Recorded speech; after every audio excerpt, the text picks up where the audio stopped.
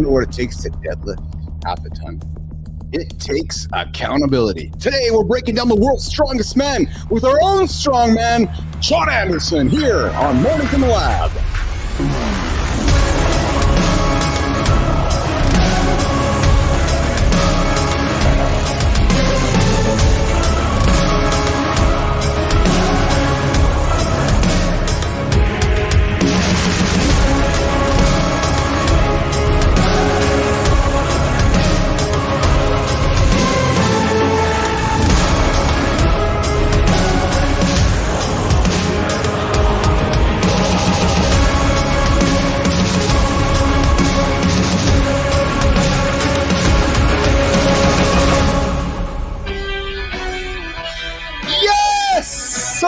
Yes, it is the end of the weekly loop. You got Keith Bilous here, Mornings in the Lab.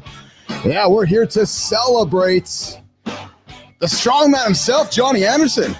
But we're here to break it down with the world's strongest man. Yeah, Eddie Hall. But Eddie's not here. No, we got Johnny here today. We got our own big strongman, Jon Andersen here. Today we're breaking down a scientific approach to the world's strongest man. But before we get into it, this is Mornings in the Lab with Keith and Friends, where we keep it raw, we keep it real, we keep it unfiltered. And hey, listen, fair warning, this is an explicit show. So, Dan Rather, if you're easily offended, you know what to do. Yeah, I see you, Dan. I see you hanging out at 4 o'clock in the morning here, checking in on us. But for the rest of you, let's get on into it. And hey, I want to remind you all to like, subscribe, and share the channel with your friends. But here's the big question, guys. How does someone like Eddie Hall, yeah, that guy over there, one of the world's strongest men, lift a half a ton without falling apart? Half a ton. We're taking you inside a scientific study that breaks down his muscle and tendon structure, because there's a reason this guy's a beast. But here's the thing. Here's the thing about today's show. This is not just for the strongmen out there. Nope. Good time. We're talking about you too. We will talk today about how what we're going to learn today can change your training.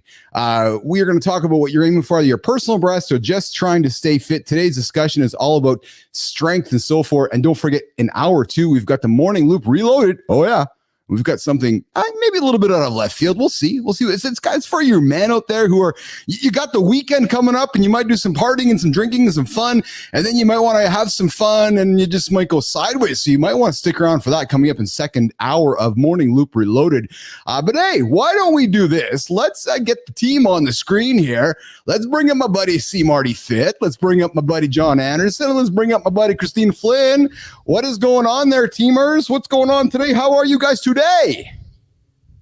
What's up, man? What's going on? Hey. So you guys see the energy in the back of the green room when this is the build-up? I have to jump. I'm just fucking jumping away. I feel like I need to slow run. Is that what it is? Yeah, that's what it feels like. So I'm excited about today's show. We're talking strength and Marty, Kristina, when I saw this topic come across the desk this week, I was like, oh man, we got to talk strength and we got to talk the world's strongest men. And then I said, wait, we got our own strong man here in the lab himself, which is Jon Andersen, which we are going to lean into. But before we get any further, guys, we got Johnny here on the screen with his white shirt. Kristina's in black and Marty's in Marty. What's that? Is that mauve, purple, pink, or what is that today, brother? It's pink, man. It's pink. Yes, and hold up. What it was. I like that. Hold up. This is great. It's gray. I really great today, y'all. Yeah. Not in black. And this is actually not white. This, I think you would call this teal. Oh, teal. Oh, so we're getting color lessons this morning on Mornings in the Lab because old Uncle Keith got his sunglasses on. You 0 for 3, Keith. Come on, man. That's real. Yeah, I think Keith is getting color. I think we got some colorblind in the house here. Yeah, what's going on, man? And of course, Marty's got his red good old Beats headphones on. But hey, listen, before we get into the fun of our 2-hour show today, I want to slow things down and pause. On behalf of myself, Kristina, Marty, and all of Business Athlete Nation, I just want to pause and recognize our good friend, our brother, Jon Andersen, lost his father yesterday, Pete. And I just want to take a moment to address Johnny and say, my heart, my prayers go out to you and your family. And perhaps we could take a quick moment to reflect on Pete here, Jon, this morning. Yeah, of course, we all go through, losses, especially emotional ones in family. And I think one of the things that I really try to remember and I try to kind of help people see is that usually the person that passes away, I shouldn't say usually, the person that passes away doesn't want the people he or she loves, to go into some tailspin and have their life get turned upside down because they're passing. The way I look at it is you keep doing what you're doing. You live your life a little harder, a little fuller for that person. You do it in their honor. You don't use it as a reason to come off track. Use it as a reason to go deeper into your track, deeper into what your life's work's about. And for many of you guys, this might be the reason that you say, you know what, life is too short. I'm going to start that side hustle. I'm going to start committing an hour or two on the side. And I'm going to find a way to do what I want to do. It's funny enough, yesterday, before I found out what was the lifestyle tip, don't let a good tragedy go to waste. Well, yeah. I'm here and I'm living those words. Yeah. So when someone passes, in their honor, get up, dust yourself off. They know you love them. Move forward and live your best life in their honor. Don't use it as an excuse to fall into, depression, or, that person that loves you is sitting there looking, going, God damn, I don't want him falling off track. I don't want her in depression. I don't want, the one I love drinking because I died. So remember that. Do more. Do better. Be positive in their honor.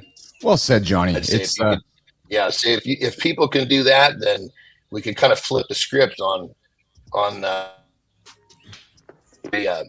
of those things that turns our life upside down. Yeah, it's I appreciate, John, you making the time for obviously to hang out with us this morning. And you hear the funny thing is, Marty, Kristina, not the funny thing, the awareness thing. I knew John was going to be here today. John shared this news with me yesterday afternoon, and I had some words for Pete and thought about it. And I didn't even ask John, Kristina, Marty, if he was going to be here today. Because I knew he was. I know John's attitude. I know John's philosophy, and I have a lot of love for that.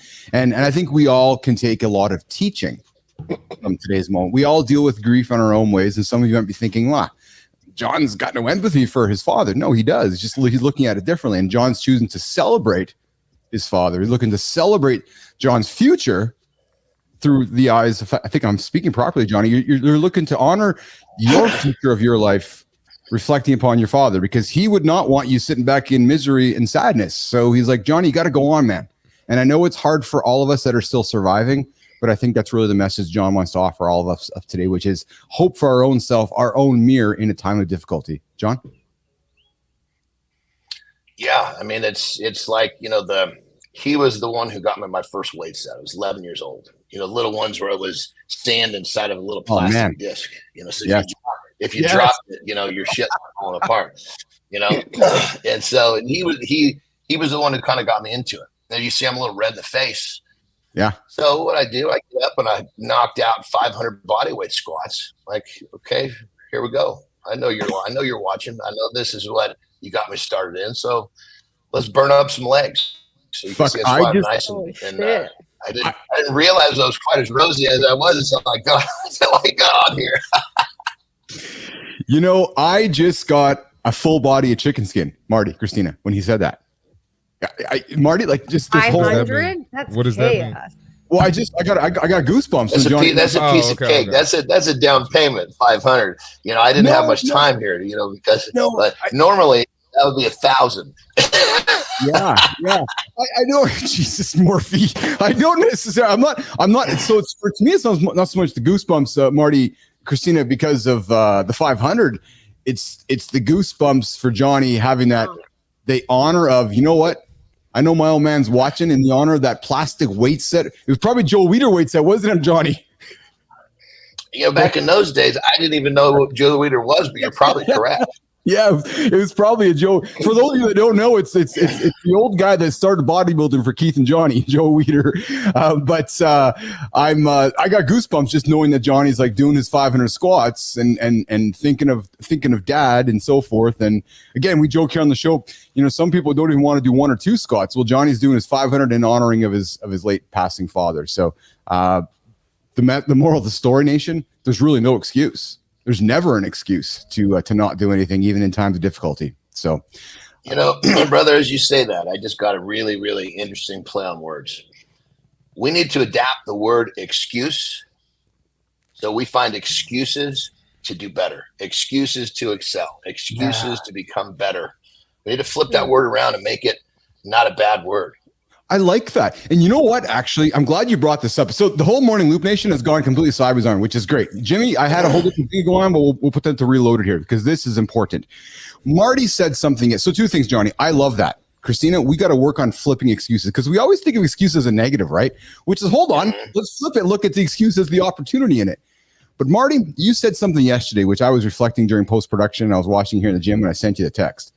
And I haven't looked at labels ever in my life. I've hated labels my whole life until Christopher Martin said something yesterday, which really moved me. And you're like, no, man, labels are a good thing. We should celebrate them.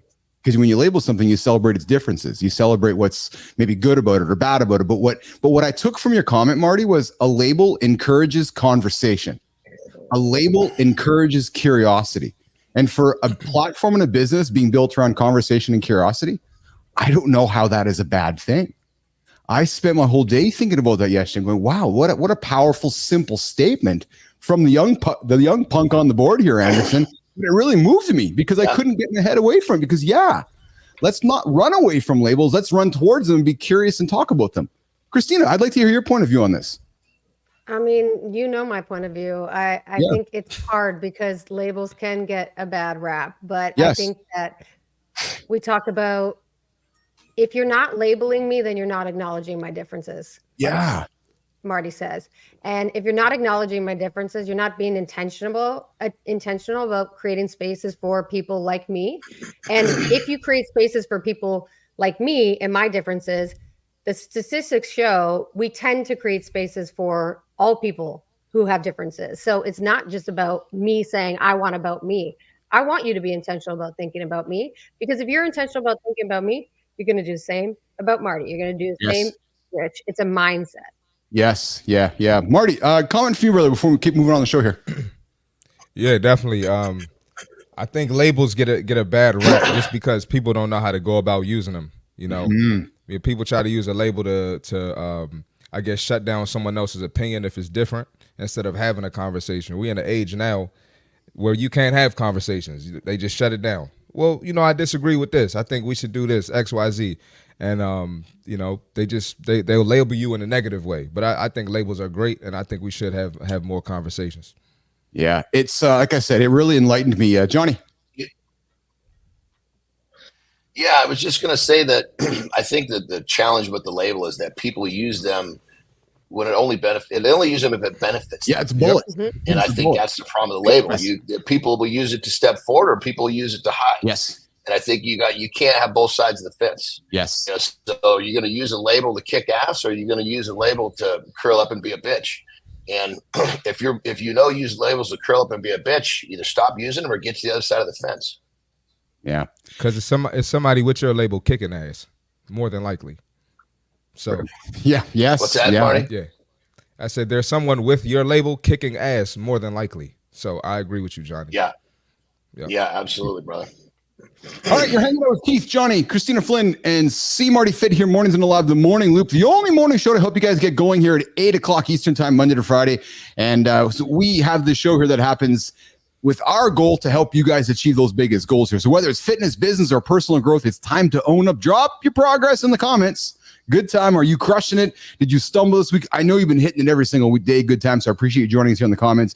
Enzo, I see you there as well in the comments as well. And YB, I promise I'm not going to flash you today. I'm going to keep the shirt on here, YB. So I like the ask, but no, I'm keeping the shirt on today. But hey, and Enzo, Johnny, Enzo's got a quick question for you. I have a question. Is Google always right? It says you are 170 centimeters tall and 140 kilograms. We'll get to that here in a few moments, Johnny. You can digest that. I don't know if Johnny can do It says 183. 183 centimeters. So, yeah. So how'd you get 177 out of that? That's a good question, actually. Yes. I missed what he said, but I want to hear it. Because that was crazy. The numbers look like so 183 looks nothing like 177, but according to 777. All right. Yo. You guys get out of here. I got some work I got to do here at this point in the show. Marty, I'm not good at math this morning. That ain't math. All right.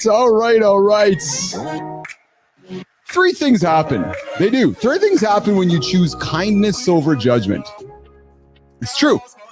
Because we've all been there. I know you have been there. I've been there. Someone makes a mistake or we disagree with you, and the easy choice is to judge. Or just like we talked about, the easy choice is to label. Well, is there a better move? There is a better move. But you know what that better move is to choose kindness. Here's why. Problems get solved faster. Judgment slows things down.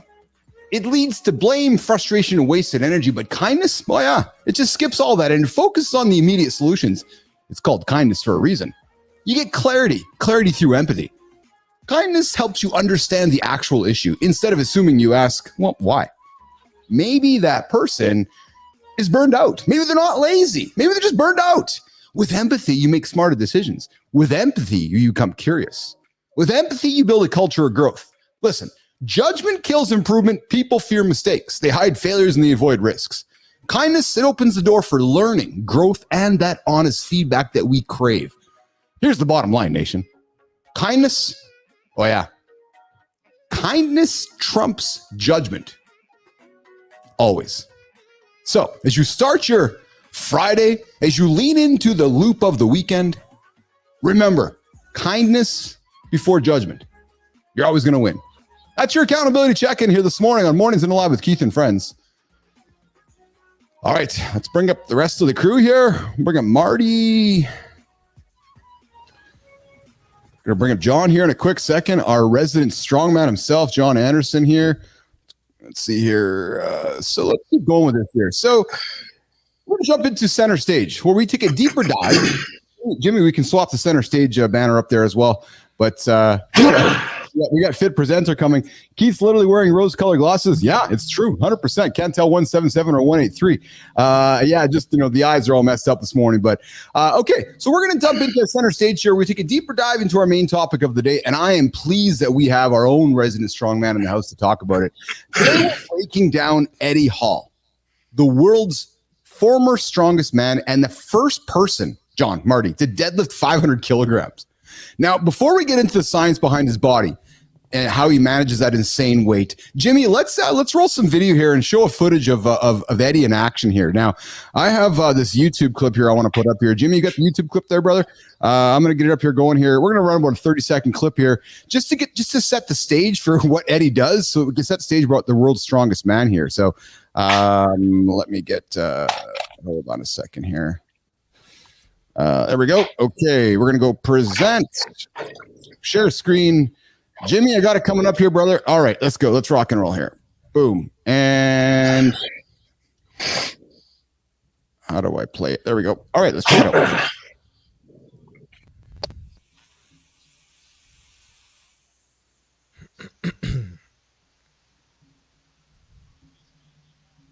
Eddie's the one on the left side of the screen.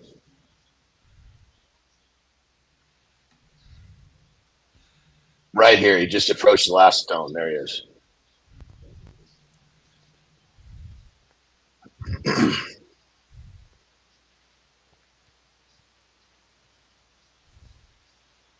Man. All right, so there's a clip on Eddie Hall there, and I wanted to put that on screen there. But Johnny, brother, you've been in the strongman world yourself. And you know firsthand the demands of lifting insane amounts of weight. Now, there's a recent study done about Eddie Hall's muscle structure, and it's fascinating. I want to break it down. So, Johnny, the study shows that Eddie's lower body muscles are almost twice the size of an average person's, Marty. From your experience, Johnny, how does that compare to what it takes to be competitive at the highest level in strongman competitions? And John, is it all about size, or are there other factors in play? Now, before you answer those questions, perhaps take a minute or two and set up a strongman competition. And what is it? How do you qualify and how do you win it before we go into these questions about Eddie? Jon Andersen.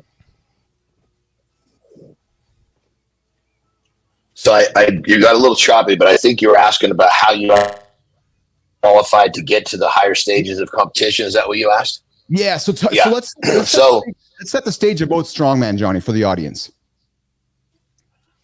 So basically, strongman is kind of an offspring of Highland Games. That's where they wear the kilts.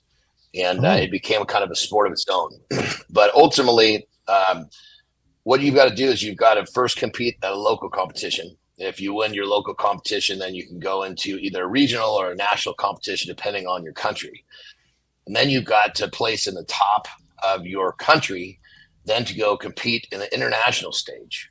And then when you're competing in the international stage, then you got to do well enough there. So it's this ladder you got to climb. And I mean, for the most part, if you're not in the top 5 or 6 of your country, you're not even really on the international radar, because, when you get to the upper level, everybody was a national champion or they placed in the top 3, but for the most part, it's a really competitive thing. I know, like for me, I won my first competition as local. I went to a national, won that. Then I went to turn pro, got my pro card, went to pro nationals, placed high enough to go international scene. And the jump between like local and national is big.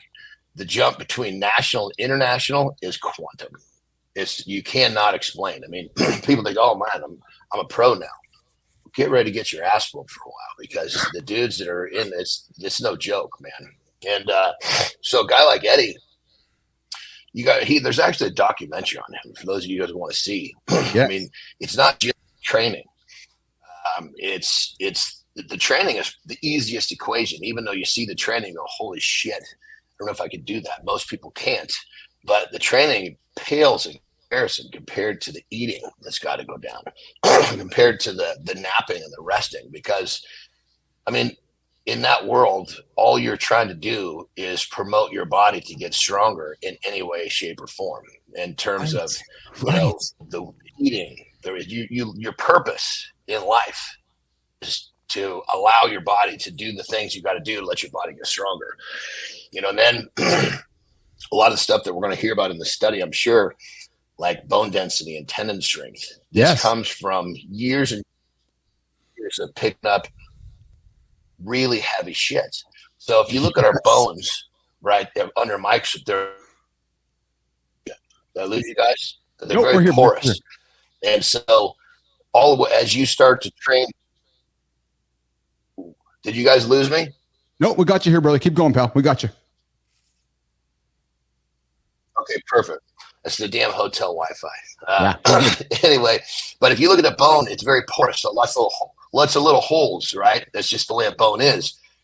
As when you're lifting heavy shit as a regular part of your existence for a lengthy period of time, that bone gets really dense. All those little holes start filling in. It's the body's mechanism to support all that heavy weight. Then you go to the tendons, the same thing. Tendons actually get stronger and they get thicker. And so remember we've talked about how adaptable the body is. Yes. Well, when you're putting 1,000 pounds on your back and you're walking with that for 80 feet, your body's going, holy shit, that just about broke my femur. So I better make those bones a little bit more dense. And holy shit, my knees just about exploded. My tendons almost popped. So I guess I better start making these tendons a little stronger. So strongman training is very extreme. And when you put the body in extreme conditions, it will adapt very extremely. And that's basically a severe adaptation. That's what strongman is. That's unbelievable. So Marty, Johnny, the study highlights these stabilizer muscles. And Johnny, maybe you can help describe this to our audience, but the study highlights these stabilizer muscles referred to as guy rope muscles. You know those, Johnny? The guy rope muscles? Yeah. They are 2.5 to 3 times larger in Eddie than an average person. Now, you're a big dude. How important are these stabilizers in terms of injury prevention and overall performance? And Johnny, where do those guy rope muscles, where are they in our legs, Johnny? Well, think of it like this. You know me, I like to simplify.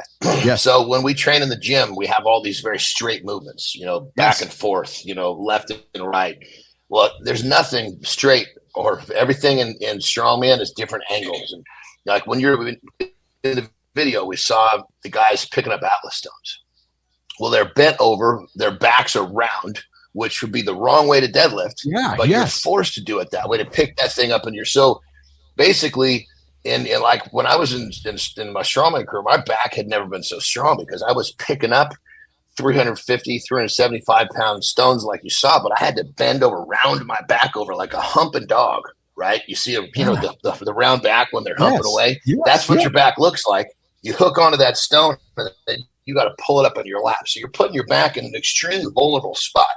Jesus. And then you got to pick up that heavy weight. So what I'm getting at, these muscles that don't get worked in these very, right angled exercises are getting worked in strongman. And so think of it like this. You're basically muscles that would never really get worked are getting not only built, but the tendons, everything about them is getting stronger. It's the body's, again, it's going back to the body's adapting to all the weird shit that's happening to it. Yeah. Yeah. Hey, Marty, question for Johnny on this whole thing. Yeah. How do you manage the traveling and getting your body right? If you're doing like international training, you travel out the country or something, you got a long flight. How do you manage that and getting your body prepared for competition? Because I know in basketball, them long bus rides and long flights is crazy. Yeah. Well, here's the thing. In the strongman world, we don't, there's no, if you have excuses in the strongman world, you're not making it, period. End of story. If you want to find a reason not to get that high on the ladder, you'll find many of them along the way. And so to answer your question, there are so many times where it just doesn't work out like you think it is. We were going to the Team World Championships. This is mid 2000s.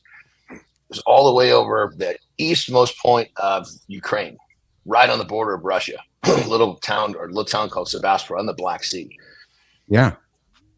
It took us, oh my God, those of us coming from California, it took us 40 hours to get there because it was like plane to plane, all these little connections. And it was a brutal trip to get there. So we get there, right?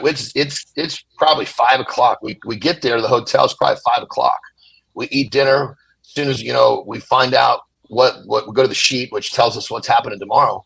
Oh goodness, the American group's up first. And the Ukrainian team and some of the teams that are local, they're up last, which means they get to rest all day. We've been traveling all day. But here's the thing, especially because we're Americans. If we start saying a word, we're just the pussy Americans. You know what I mean? Yep. So it's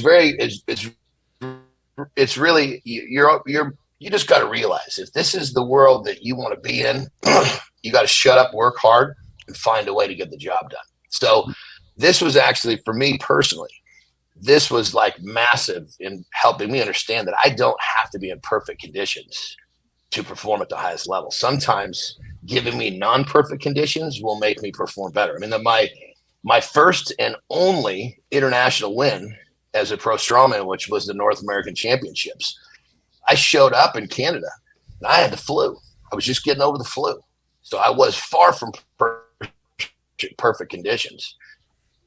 I basically stayed in my hotel room, missed the meetings and everything. I was wiped out. One of my teammates came and got me when it was time to go. I went into the arena and I was too sick to worry. So when it was my turn, I just went out there and performed, and I won the competition. So you start to realize that, literally you start to realize no matter what's in front of you, you're still going to get the job done. And that process right there, that thought process right there of what's ever in front of you, you're going to get the job done.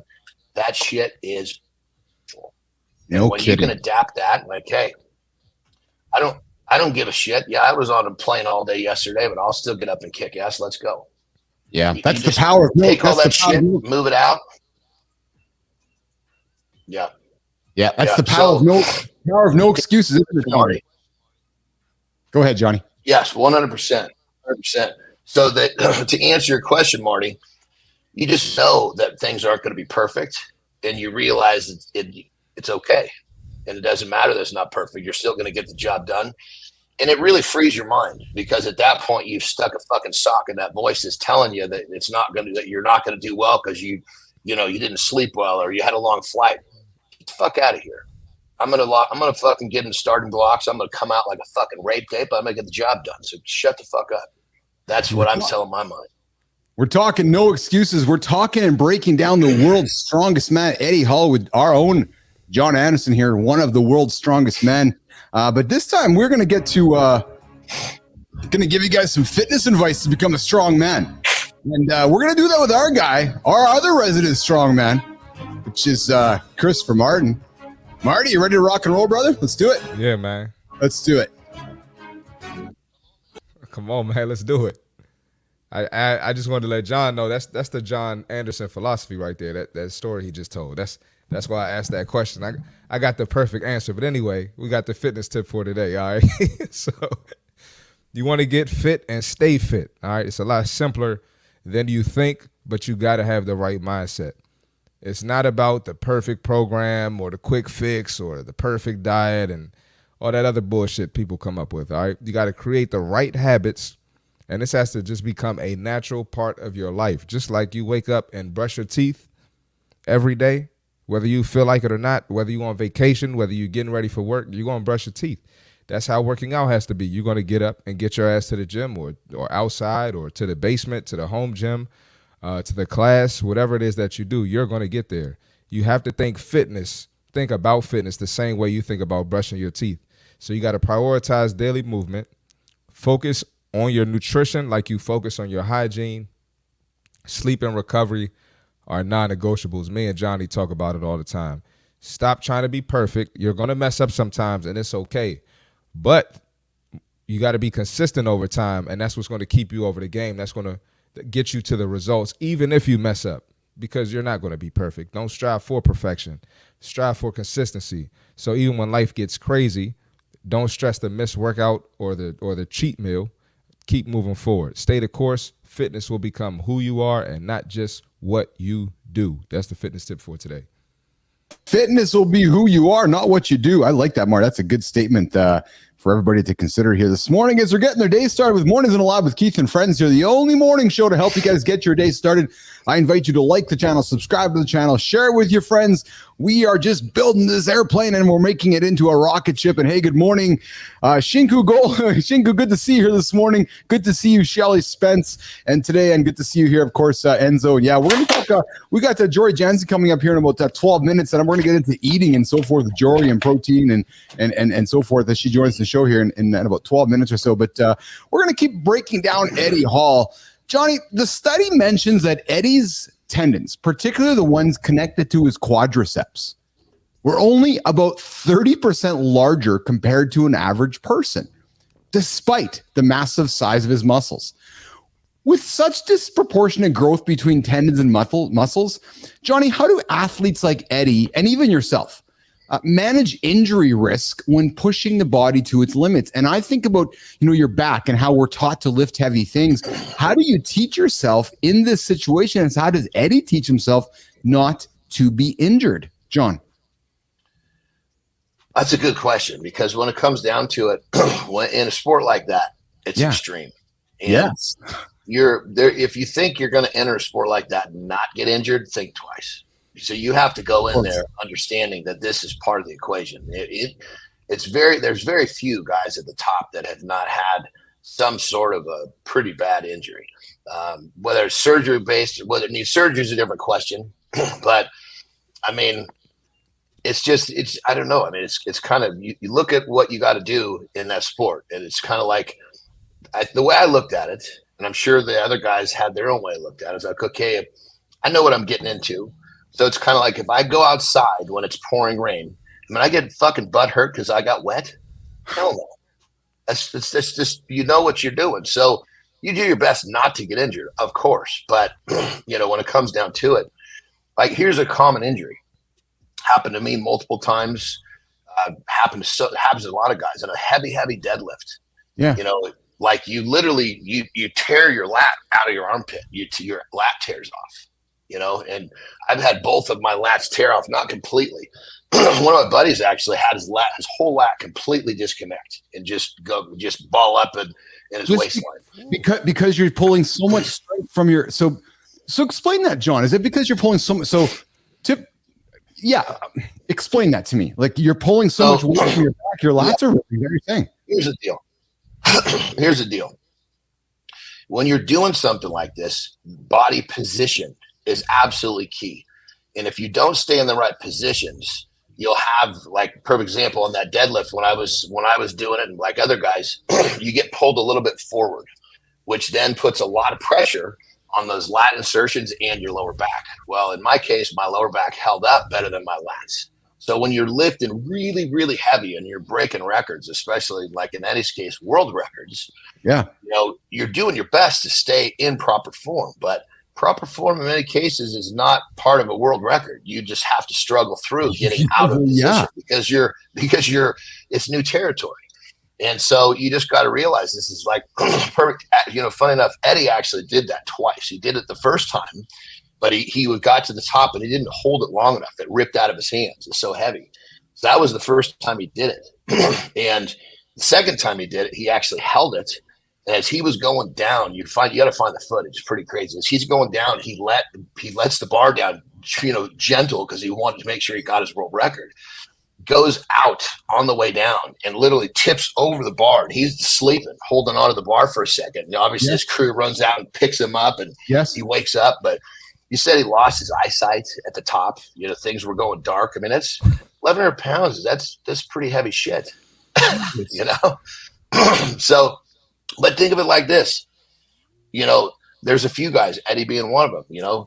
He pioneered a new path, much like Michael Jordan pioneered a new path. Yeah.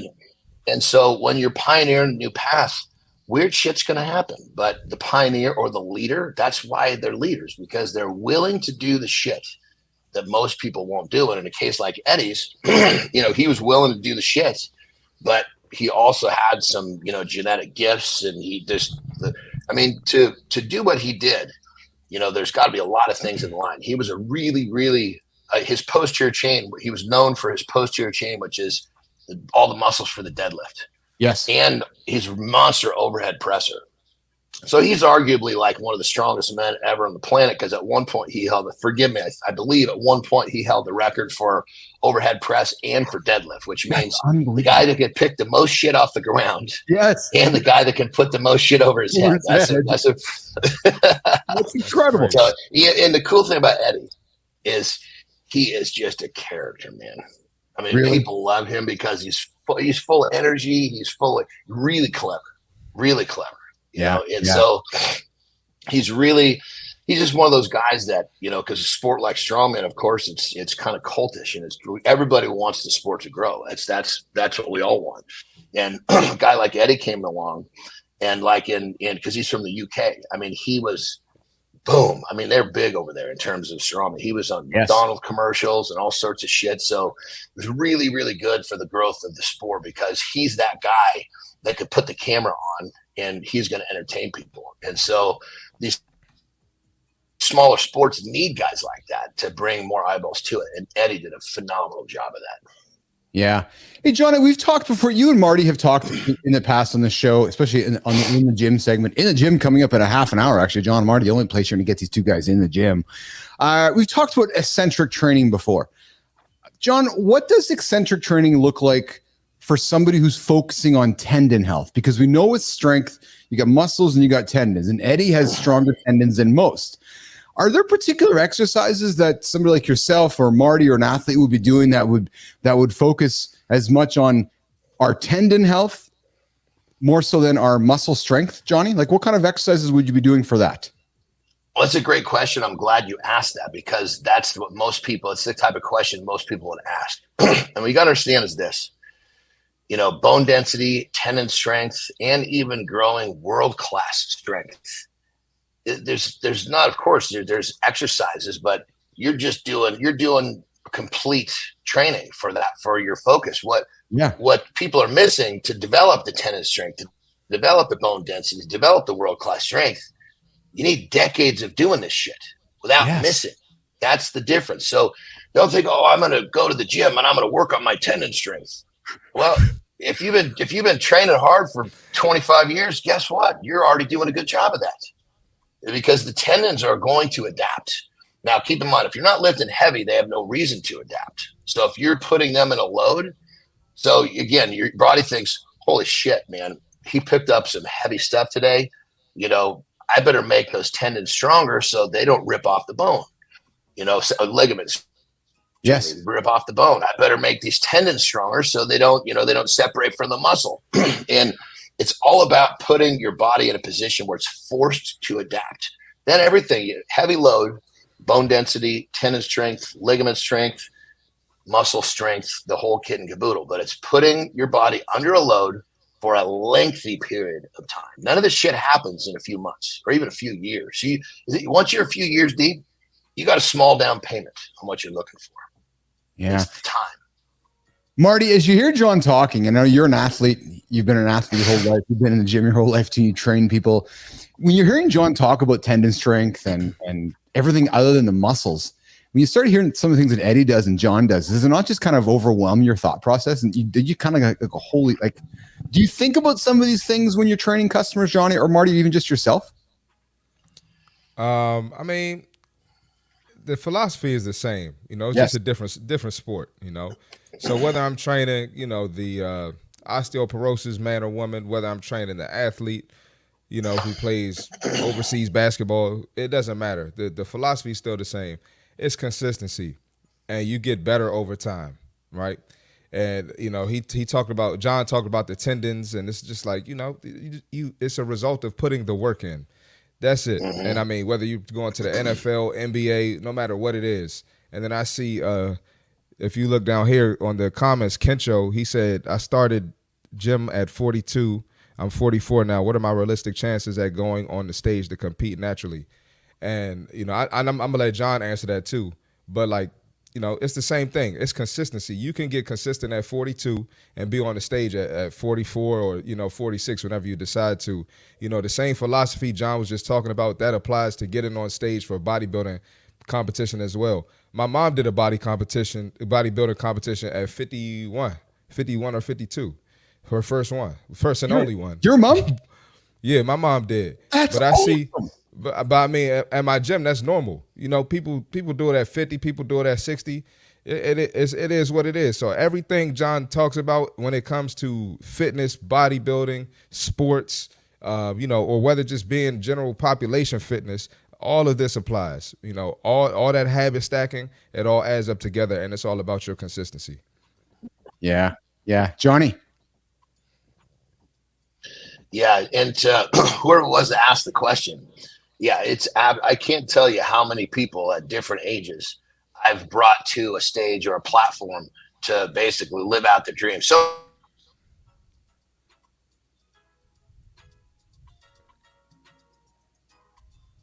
We got a break up there with Johnny, Marty, I think so. I think so. Finally got a longer breakup with him. We got a little bit of internet connection with Johnny. Johnny's joining us from California here this morning. Hey, listen, you're back. You're back. Good. Let's get you back up there. Sorry. Going, so anyway, for those of you that are wondering, can you do it? Absolutely, you can. It's just be totally honest. If you're 40, 50, 60, 70, you just need to find a person, a coach that can teach you the path to get there for your specific situation and your age. People in the 40s and 50s that try to do this stuff with the knowledge that's bouncing around in the gym, you're gonna have some trouble. Hey, you're hanging out with Keith, Jon, Marty, producer Kristina Flynn. We're talking how to be strong like Eddie Hall. We're breaking down the science of Eddie Hall. We're talking about muscle strength, tendon strength, recovery, and so forth. And Johnny, are we confident with the internet connection to do the lifestyle tip today? I think we are, right? Shall we do it? Let's get her done. It looks good right now. Let's go, baby. Let's do it. So, Kencho, there's your question answered. The reality is, Kencho, yes, you can do it. Put the work in, Yes. put the time in, put the work, put the time, and you can get after it and achieve those big ass dreams. And get a good coach too. Get a good coach too. And Yes. I think we know a couple on the show here. You're looking at two just next to me here, Marty and Jon, that can help you out. And Marty, dude, we got to bring Mom on the show, man. She's stepping on stage. Hey, how old was Mom when she was stepping on stage? That is freaking awesome, brother. Yeah, I mean, that was a few years ago, but my mom is really fit, and she wasn't always fit. So yeah. That's awesome. That's exceptional stuff. Okay, cool. All right, let's do this a little bit. Yeah, let's do the lifestyle tip with Jon Andersen, and then we're going to come back with, I think George Jansen's joining us here in a few moments. We're going to talk protein types, vegan protein, natural meat protein. Maybe we'll get into a little bit about what Eddie eats and so forth, because I'm sure the guy's got to eat a lot of protein, and I'm not sure if vegan protein is what's going to help him achieve some of those big goals. But Johnny, let's get the lifestyle tip. Let's rock and roll with that, and then we'll bring Johnny to talk food in the nutrition protein break coming up in a second. Johnny, you're up, brother, and we're going to do this, and there we go. That's the sound effects. Marty, get out of here, brother. Me too. Come on, baby. All right. Here's the deal. We have lots of things going around us in our busy lives. But you got to remember, no matter what happens, the good, the bad, the ugly, there's always a silver lining, even if something really, really is kicking your ass. So don't just believe or think that something lands in your lap that's stressing you out, that's, hurting your heart, whatever it is. Don't think that that is a bad thing. There is always a silver lining. So what I want you to think about is, if something goes in your favor, good. If something works against you, good. It gives you an opportunity to focus on something else. Weird example. If I get kicked in the nuts, and I'm kicked in the nuts so hard, I'm on my hands and knees, on my fours, on the ground. Once I catch my breath, I'm going to think, okay, I'm down here. I've got a vantage point to see something I couldn't see when I was standing tall and proud. So I'm looking around and I'm trying to find my silver lining. Just remember, whether you get kicked in the nuts, whether you get fired at work, whether you have a fight with your wife or girlfriend, always find the silver lining. Everything is always going to be good if you're using the perspectives of finding the good inside the bad. So remember, always find the silver lining. Rock and roll. Jon Andersen. It's very true. It's so easy for us as human beings to just flip to the negative, stay in the negative, and live in the negative. It's hard to move to the positive. It's hard to find the positive in a negative moment. But as John said, you can't have love without hate. You can't have yes without no. So when there's something bad happening, try to lean into the positivity of the moment. That's what we're leaning to today here with Jon Andersen's lifestyle moment. And right now we're bringing up Jory. We're bringing up Marty here in a second. And with Shaken Jory, how are you today? I'm good. How are you? Good to see you. I'm awesome. We've been breaking down the science of the world's strongest man, Eddie Hall, and John was kicking off the conversation. Jimmy, if we can turn to the protein break on the banner here, Johnny was talking about the food that this guy must eat, Jory, right, to be the world's strongest man. And we know that we're eating a lot of protein to be the world's strongest man. Well, today, let's dive into, the topics of protein around this idea of plant-based, different types of protein, plant-based versus animal-based. And Jory, you and me, kid, we know John and Marty are big fans of animal protein. We know, Jory, that Johnny eats more meat than most of us probably can eat in a whole lifetime. But here's where he calls it flesh, yes. But here's where things get interesting, and we've got some strong opinions and maybe a few surprises along the way. So, Jory, let's get into this question for you. Sorry, Marty, sorry, Johnny, I'm going to throw Jory up here, and I'm going to stand next to her with my muscles and support her. Can plant-based protein actually be superior, or can it be as good as flesh? Jory Jansen. So it's going to depend. And I know that's going to be like, oh, every dietitian, it depends. No, as Kristina would say, it's not an or, it's an and. So good. It is an and. So yes, it can be just as. I don't think it's superior. And so here's the evidence. And if you would have asked me even 5 years ago, I would have said, absolutely not. It's way too challenging. You can't do it. It has to be animal sources. But the evidence isn't showing that anymore. Now, is it easier? Is it more, it's convenient? It's definitely can be more convenient. The quality, high quality proteins, it's easier in terms of animal sources. Yes. But what the evidence is now showing is that plant-based proteins can be just as effective. Here's the challenge though, because when you're like that big of a dude, you can't eat a ton of fiber and reach the calories that you need the variety of nutrients your body needs to be like that. So to be a vegan and get there, it's not that it's impossible, it's really hard. Because if we think fat, fiber, protein, you feel fuller a lot longer. So if you're feeling fuller a lot longer, which is great if you're trying to lose weight, it's not awesome if you're trying to put on bulk. Right. So Right. it depends on your goal. I've worked with vegan athletes and NHL athletes, and they're vegan, and it's challenging, Yes. but they can do it. Yes. Shinko has a comment here which says, and this is a good one. Shinko says, I thought vegans were nutrient deficient. And John's a big fan. And John, we talk nutrients all the time here. So Shinko's like, I thought vegans were nutrient deficient. Support that or shoot down that myth or that truth, Jory. Sure. So if you're not planned, whether you're vegan or not, you can be nutrient deficient. Right. So I've got athletes that have low serum ferritin. So your iron stores are low. And you're eating animal sources that are crazy high in bioavailable iron. So iron that's easily absorbed by the body.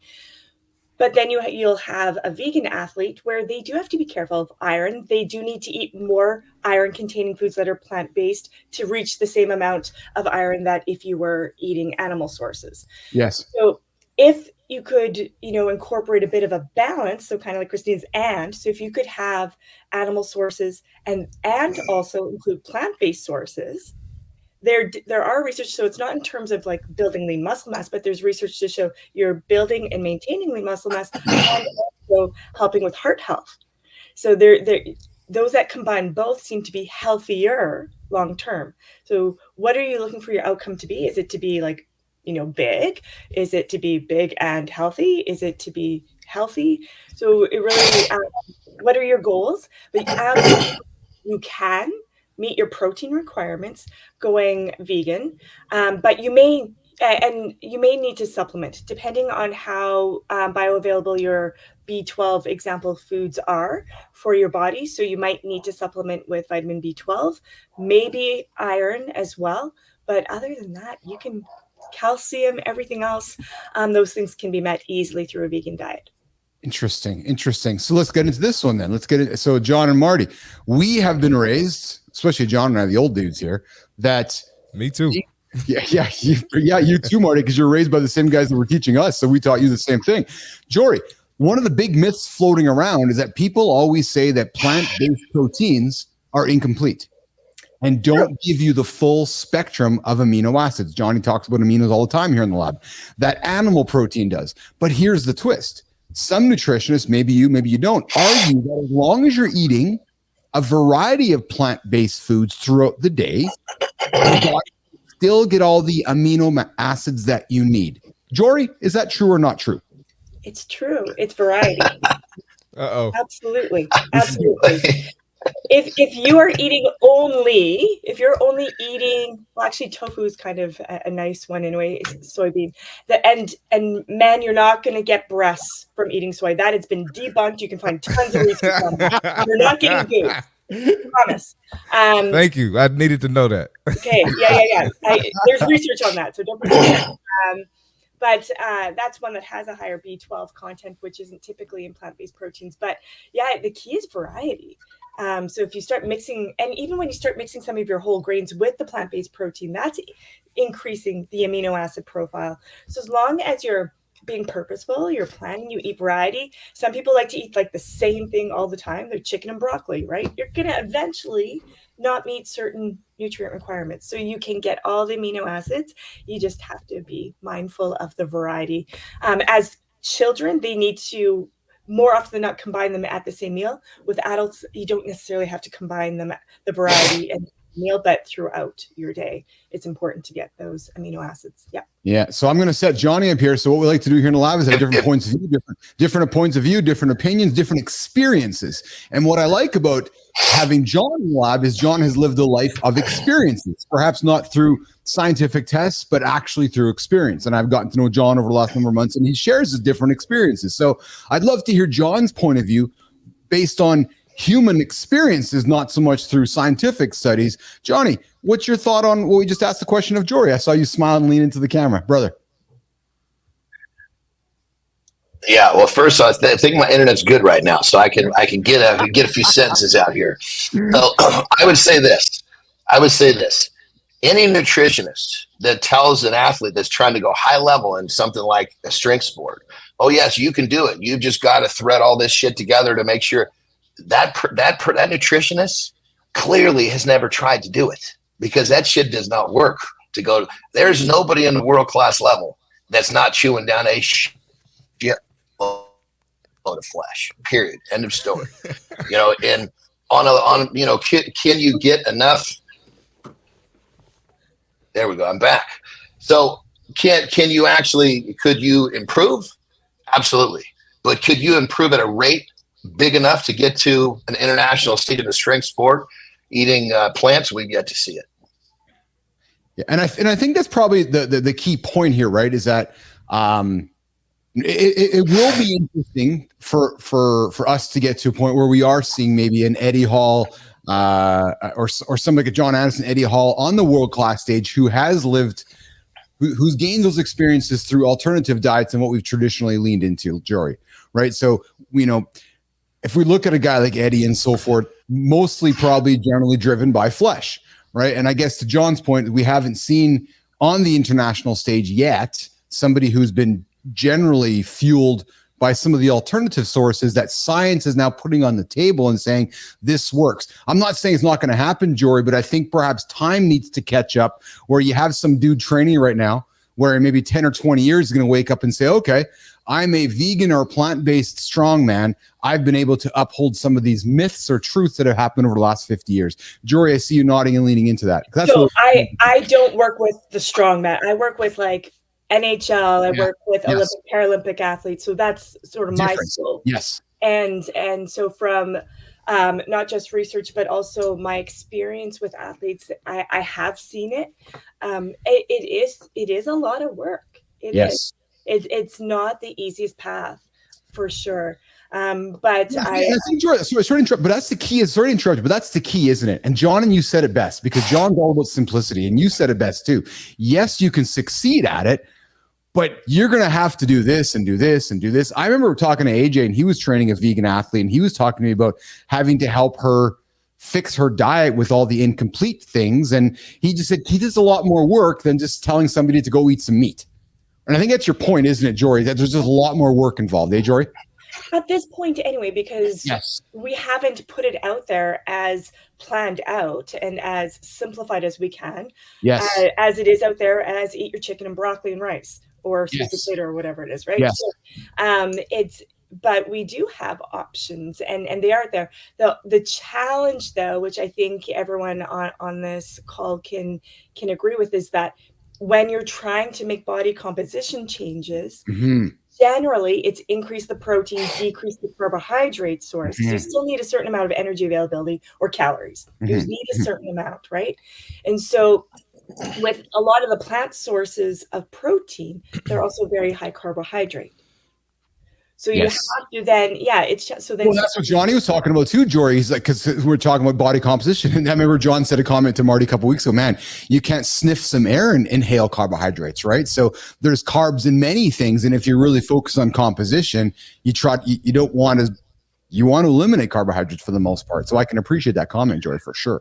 Johnny, one thing I wanted to say that I actually probably should have started off with, which in terms of what I was saying, that any nutritionist that says that blah, blah, blah.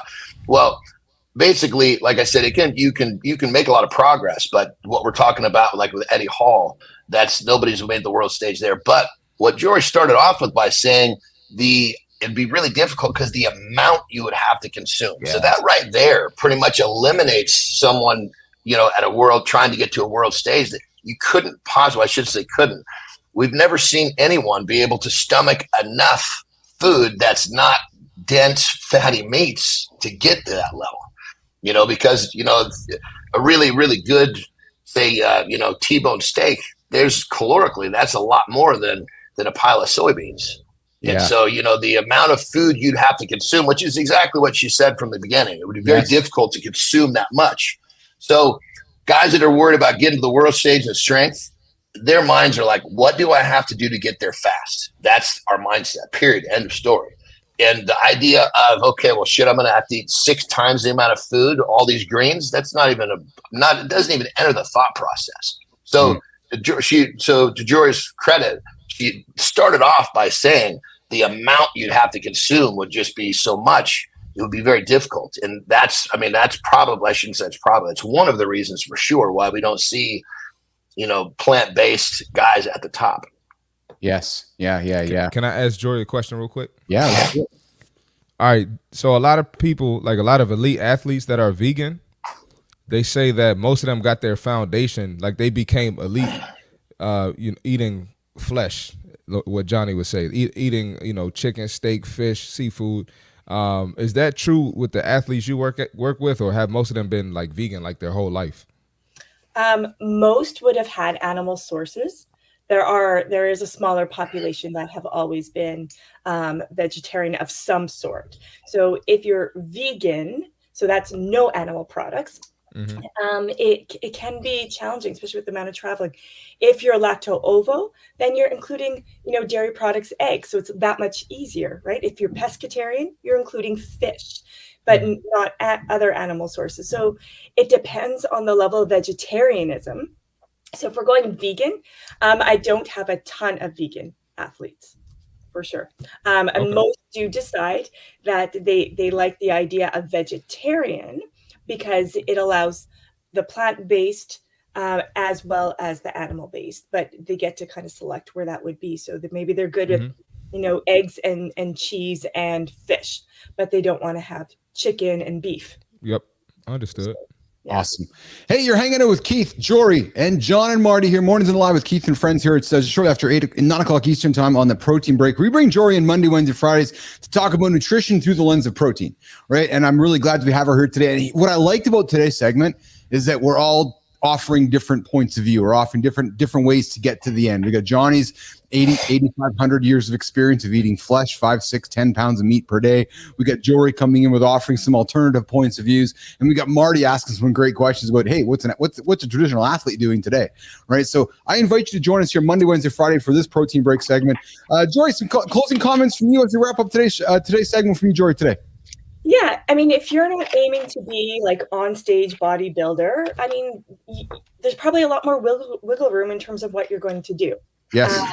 So you have to, again, we always go back to its perspective. Who's your audience? What are you looking to gain? That's it. I think that's always important, no matter what route you choose for exercise, for nutrition, mental performance, well-being. So all of that just depends on like, where are you at in your stage of life?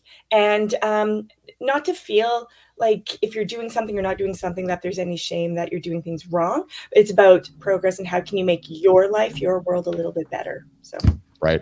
Awesome, Jory. Great insights all around. Can I say something real quick here, brother? Yeah, I just want to say, we've had a lot of people come on and talk about different methodologies of dieting and weight loss and nutrition. And I'm just going to say, you come on and you really, really share some really good stuff. So I want to thank you. You're really uncovering a lot of positive, understandable stuff for our audience. So I really appreciate you bringing on some really good perspectives for people, like the way that you talk about protein. Most people don't think like that, and they need to hear the stuff that you say. So thank you. Awesome. Hey Keith, what did I call Jory? Oh, my bad. What did I call Jory, Keith? Oh yeah. Hey, you mean this, Marty? Yeah. Yeah, he's one of the goats here in the lab, man. And Jory, we do not offer the goat label up to many in this lab here. I offered it up freely one time, and Marty gave me shit. He's like, dude, you can't just give it up freely to people. I'm like, all right. So he gave the goat to somebody who did not deserve it. Yeah, so we selectively pull it out, and Marty's got his list from his. Okay, Jory's got the goat. David Sauer's got the goat. So I'm very protective of the goat button, or else my friend Marty's gonna kick my ass. So Jory, you've got the goat here, Winnipeg button. There you go. And we're going to bring Jory back on Monday to talk protein break on Monday, Wednesday, Friday. But here's the thing. Great insights all around. At the end of the day, as Jory said it best, right? It's all about finding what works for your body and your training goals. I shared my experience. I thought for the longest time I wanted to be strong. And AJ's like, okay, I'll make it strong. But I'm like, yeah, but I'm husky. He's like, oh, what you really want is you want to be aesthetically pleasing. Yes, it's about body composition, right? So you got to know your goals. You got to know your body. And if you're listening and if you got questions about protein, whether it's plant-based or animal-based, I invite you to leave comments in the section. Come back on Monday. We'll get them over to Jory and we'll keep the conversation going. But Jory, have an awesome weekend loop and we'll see you back on Monday, okay? Thanks, you guys. All right, Jory. Awesome. We'll see you later. All right. No, not that one. We got this one. Hold on, Marty. We got, yep, that's the sound. And, we see the twitching happening, Marty. Don't fuck up my song. Don't fuck up my song. I need that energy. Marty, I have dreams about this song with Flynn. I'm like, oh my goodness, this song is coming up and I see Flynn entering the stage and I want to run. That's it. Coach Flynn with the personal brand bite to give you guys something to learn about your personal brand. Kristina, you're up, kid. Let's get it. So if you are building on LinkedIn, build for you and fuck everyone else. When I started on LinkedIn, I was lost. I was overwhelmed. And if I could do it again, here are 4 things that I would do differently. Number 1, ignore the experts. Yes, you heard me right. Expert advice is everywhere. And really, it can feel paralyzing. If you have too many options, you make 0 decisions. So instead of obsessing over what they say, just watch what they do. That's really where the real lessons are. Number 2, build for you, fuck everything else. Not your company. You're not building for your company. Not your role. You're not building for your role. Build around you, your unique skills, expertise, and experiences. These are the things that stay with you no matter what happens. No algorithm, no layoff, no failure can actually take that away from you. Number 3, remember, people suck. I said it. Yeah, people suck. When you start taking action, you're going to remind people of their inaction, which means you're going to have haters. As Jon says, if they're talking smack, you're on the right track. It means that you're doing something right. So please just keep going. And lastly, number 4, don't buy a system, create your own. You're going to hear a lot of people saying they've got the proven system. Everyone is trying to sell you that, but really, from my experience, the only system that works, same with fitness and with business, is the one that you actually create for yourself. So start experimenting and you'll find what works for you. So here's the truth. You can't jump the line. You can't buy a shortcut. No Notion template is going to make this easier for you. And you can't study your way all the way to the answers. So what you can do, though, is you can trust yourself, you can experiment, and you can hold yourself accountable to you, not some LinkedIn guru, including myself. Build around you, fuck everything else. Yes, it's just that simple. I have entered my no fucks era, and I promise you, if you start incorporating today's tip in the brand bite, you'll be one step closer to entering yours. You got this. Oh, we went from a G rating to a PG rating when Marty and Johnny joined the show. Marty, I didn't realize we went to an extreme XXX rating when Kristina joined the show because, man, yes, don't lie. We drop the F-bombs Monday to Friday here on Mornings in the Lab, and we're entering the segment of the show where we get to do this. And, yeah, we're talking Eddie Hall. We're talking the world's strongest man. We're talking the Highland. You look like a wooden toy. That's my new dance today. It's the wooden Stella dance by Elaine Bennis. I feel like I'm twitching. I'm stuck. There we go. All right, Mark. Johnny, we don't have you on the horizontal love. Good morning. It's the morning loop.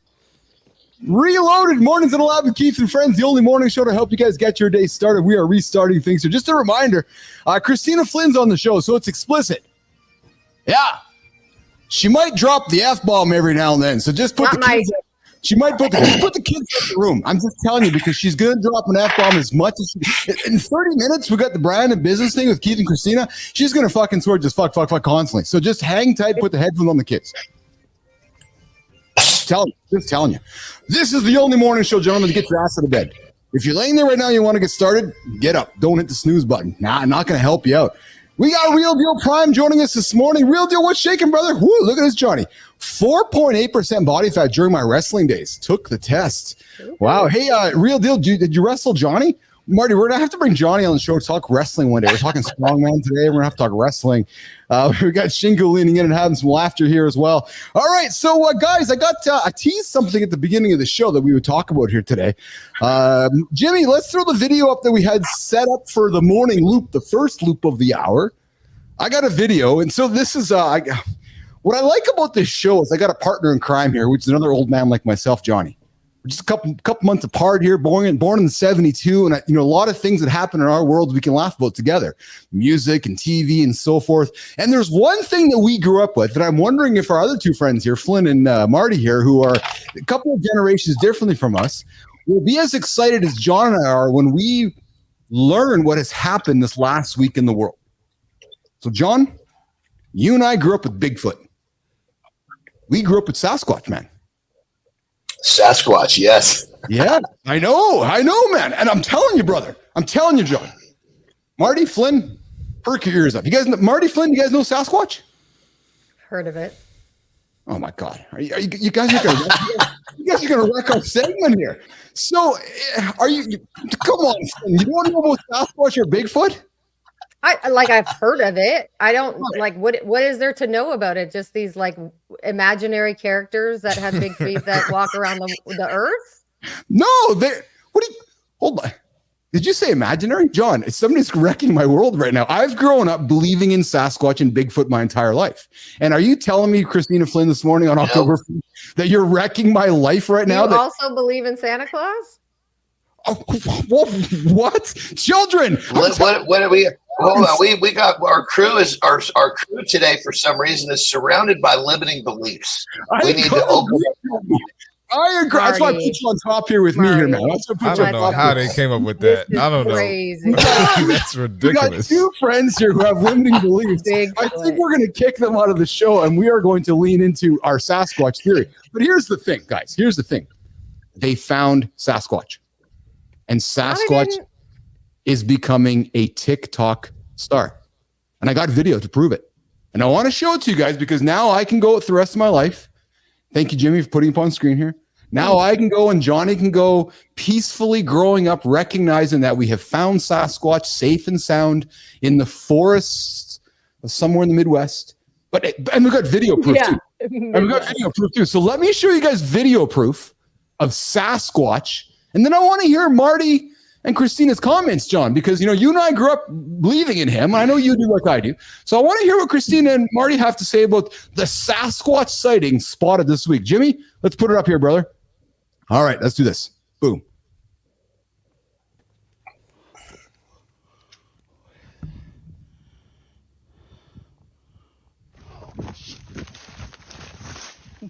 Yeah, let's play it again. Look, watch.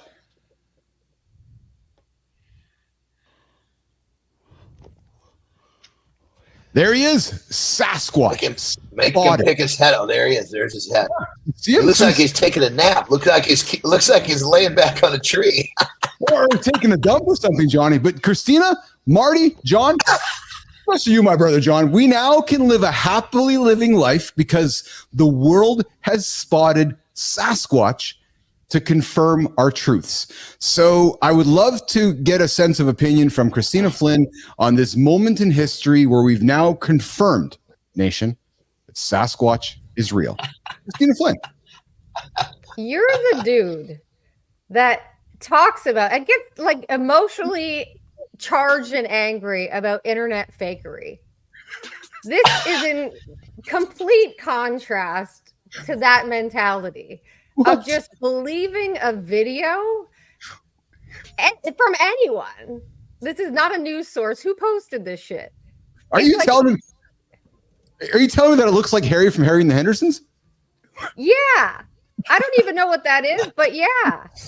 Johnny knows what that is because we have young kids. We have kids. Harry and the Hendersons. Is that like your version of Elf? That's it. Yes. Oh, I know Elf too. Marty, are you convinced about Sasquatch after spending time on the show with me today?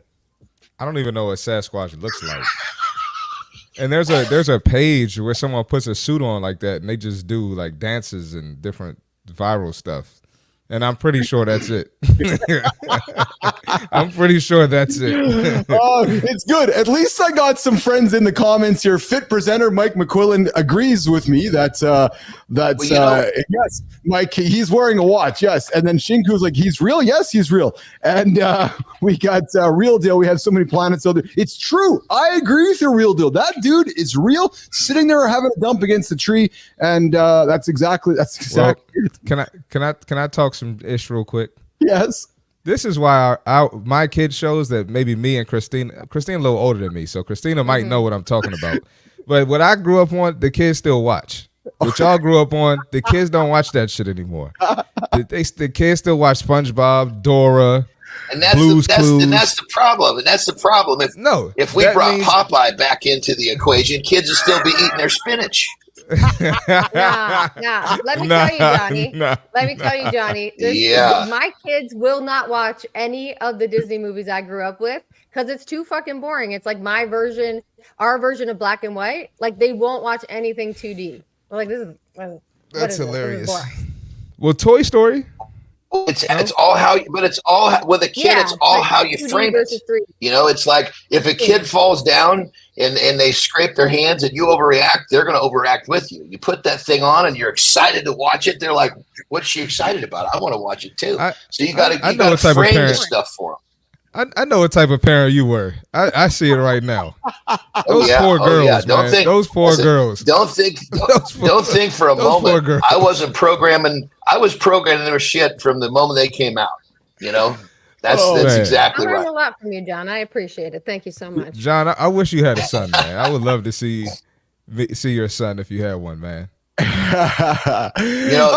Funny enough that I always make the joke, because I was very, very, really, really, I should say, with love, but very, very strict with my girls. But they were girls, and I was, obviously do what I did. If I had a son, I always make the joke. The state would have taken him away from me. I would have been too hard on him.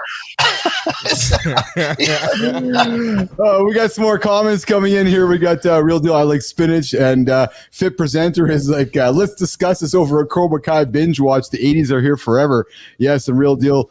John's a great dad. I would agree, Real Deal. I'm getting to know Johnny as well, and not only a great dad, but a spectacular human. But Johnny, one last thing before we move to the In the Gym segment. Two things happened to me in the last 24 hours. I had tears and I had awareness. And John, I'm thinking it happened to you already. Holy fucking smokes, Eminem is going to be a grandpa. Like, so the guy that I grew up with, like, idolizing and like my rapper hero is now going to be a grandpa. Kristina, Marty, I'm struggling with how I'm feeling about that because I saw the video yesterday of him and his daughter, Haley, his new song. And in the video, they released in the video of her showing him the reveal of she's going to have a little baby boy. And she gave him a Detroit Lions jersey with grandpa on it. And guys, nation, and to all my fans, to everybody out there listening to the show,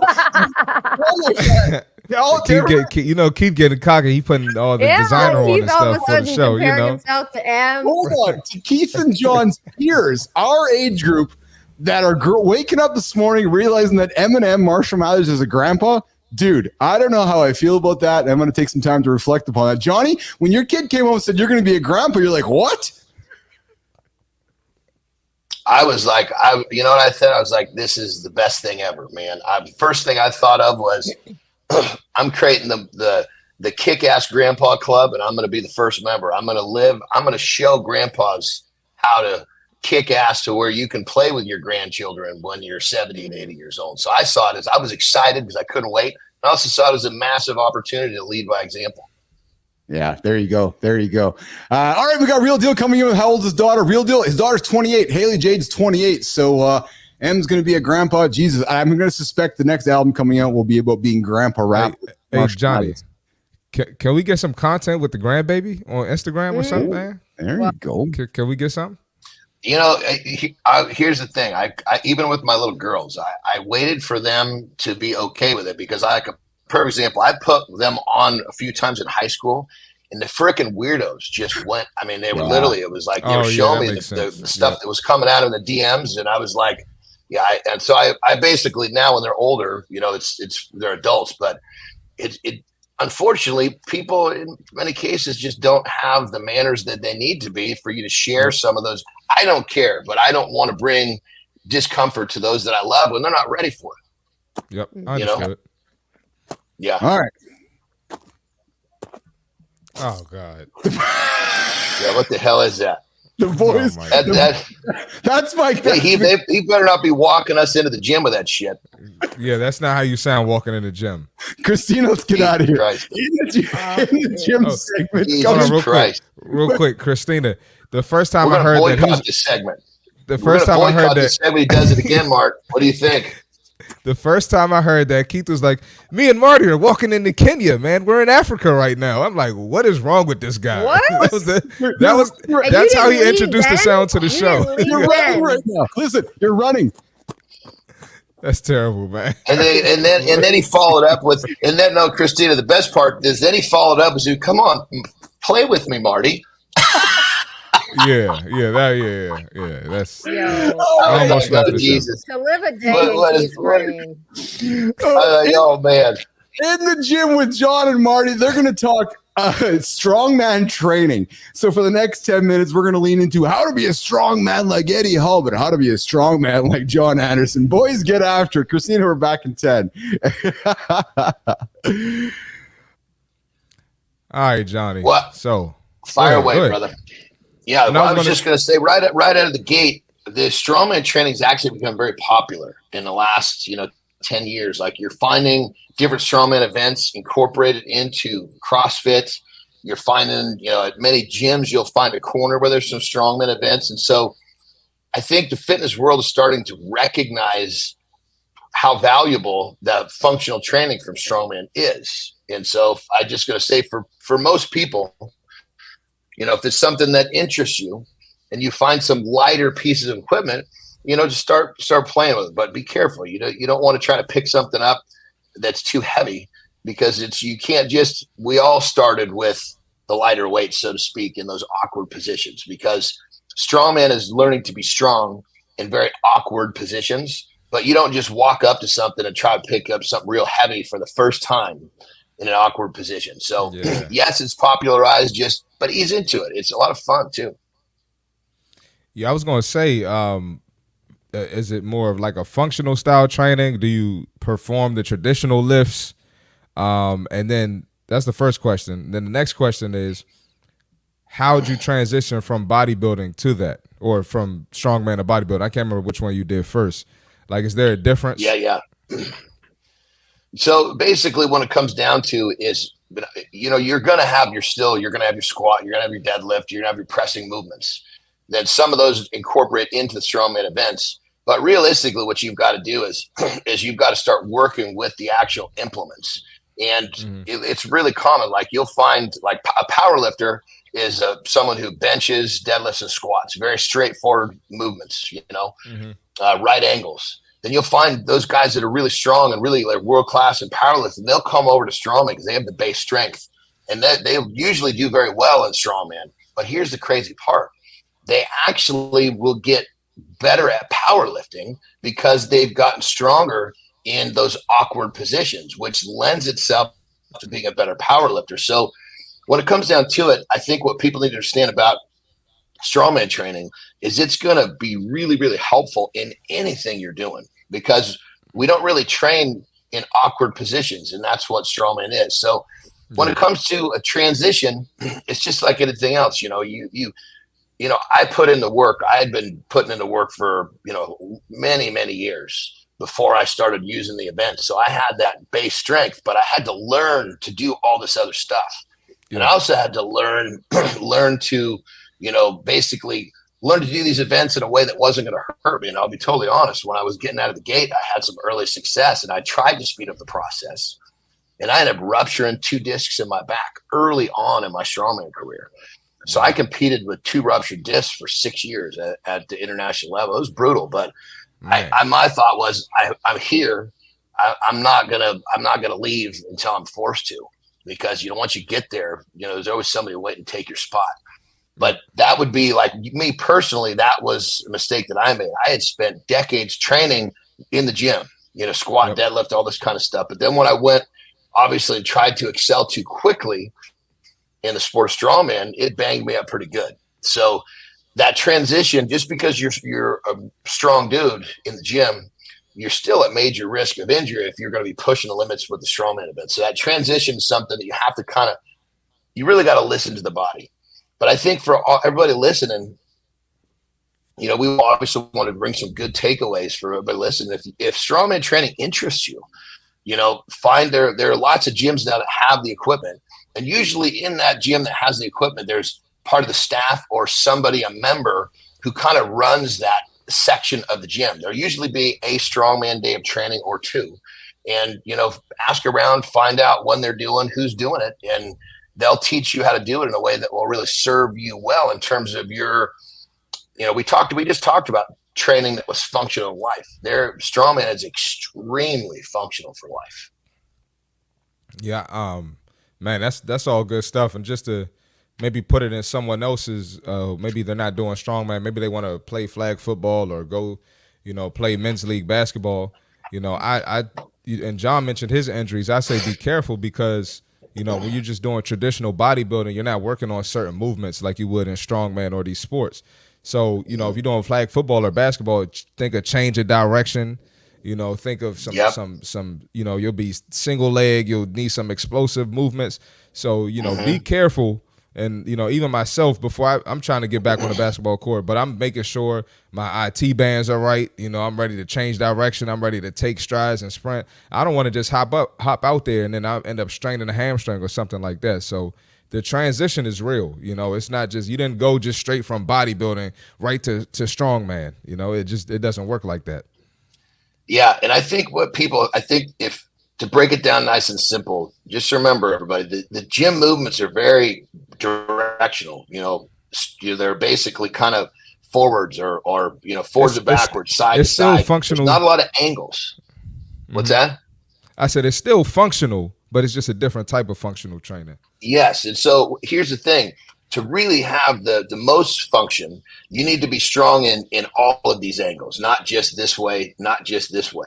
And so when you're talking about strongman training, or even like Marty's talking about flag football, or we hear Kristina talking about softball, that's being strong and explosive in all different angles. And that's function right there. So when it comes down to lifting weights is great, but if you incorporate some other, flag football, playing softball, whatever you do, strongman training, and you have some regularity, it could be once or twice a week on top of your training, it's going to serve you massively. There was a period where I was doing just gym training. And then I remember I went and played, went to the football field and just played catch with a couple of buddies, just throwing the ball, nothing competitive. Oh my God, I was so sore. I was like, holy shit, it's been too long since I've run. Yeah.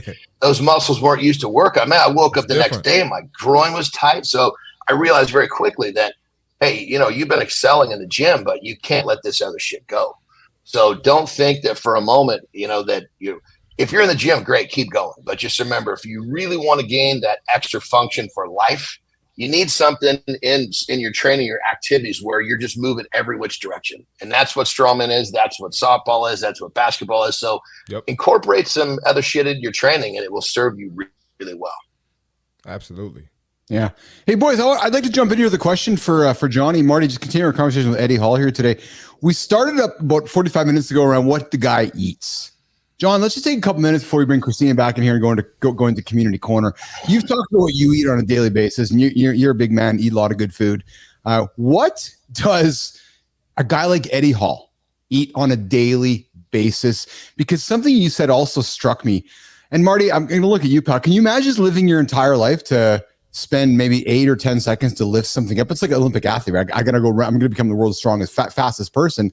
I want to go now think about the world's strongest human, right? You need to sleep. You need to eat for basically 10 seconds of your life to lift something really heavy. John, what's the guy eating on a daily basis, and how many hours is he sleeping on a daily basis, Johnny? Well, sleep is extremely important. So usually, when someone's really cooking and they've totally locked on, especially when you get to the point where, you don't have a job. Eddie started off having a job, and then he started progressing to the point where he didn't have to work anymore. And that's when he was able to really kick ass, because now He's able to eat, take a nap. I mean, he probably took multiple naps. But I mean, keep in mind, there's an eating schedule, and it's not comfortable. I mean, he's eating for purpose, period. He's trying to make his food taste good, but he's looking at if this is not helping me, I'm not eating it. But he's eating massive amounts of red meat. What's that? If he's not hungry, too fucking bad. He's eating. Yes, sir. You know, it's the simple as that, John. Like you just eat. Oh yeah. But listen, in that world, just because you don't want to do something, who gives a shit? Go tell someone who cares, because all you do is the shit you don't want to do to get to the highest level. I don't give a damn. We're talking about anything, business, sports. Yes. The people that make it to the top, if they live their life so I don't want to do that, they wouldn't be where they are. So that always kills. Yeah, look at being an entrepreneur. That always kills me with people with food. Well, I don't like that. And people, I mean, granted, I understand the average person, but if you're trying to get somewhere like really aggressively, I don't like that. Well, get ready to do a whole lot of shit you don't like. And if eating some fucking broccoli is on the top of your list, just sell out on the dream, because you're going to do a lot more than eat some broccoli that you don't like to do. Absolutely. You know? Yeah. So to answer the question, he's eating tons and tons of red meat, and he's eating pretty much all day long. He's never, ever will be hungry. Being hungry for that world would be like the biggest sin. Because if you're hungry, you're losing an opportunity for your body to process nutrients, to recover, and build more strength. Wow. Johnny, I know we don't talk often about calories here on the show. How many, let's wrap it up in a number for the average person tuning in right now. How many calories would Eddie Hall crush on a daily basis, Johnny? Well, in that world, calories is a little bit more of a helpful tool. Okay. Because in that world, of course, you're worried about, because keep in mind, you're eating the foods are really dense in nutrients. So that's already covered. Well, now I need to get this much of that good nutrient dense food. So It would be, it's going to be 10,000 plus calories a day. There's no question about that. And how much over that, I don't know. But you figure under 10, he's not progressing. Over 10, how much over 10? That's the world crazy. He needs to be living in. So, do the math on that. That's a shitload. It's all going to be really dense food and highly digestible. People that are going to eat Big Macs, that shit doesn't digest well.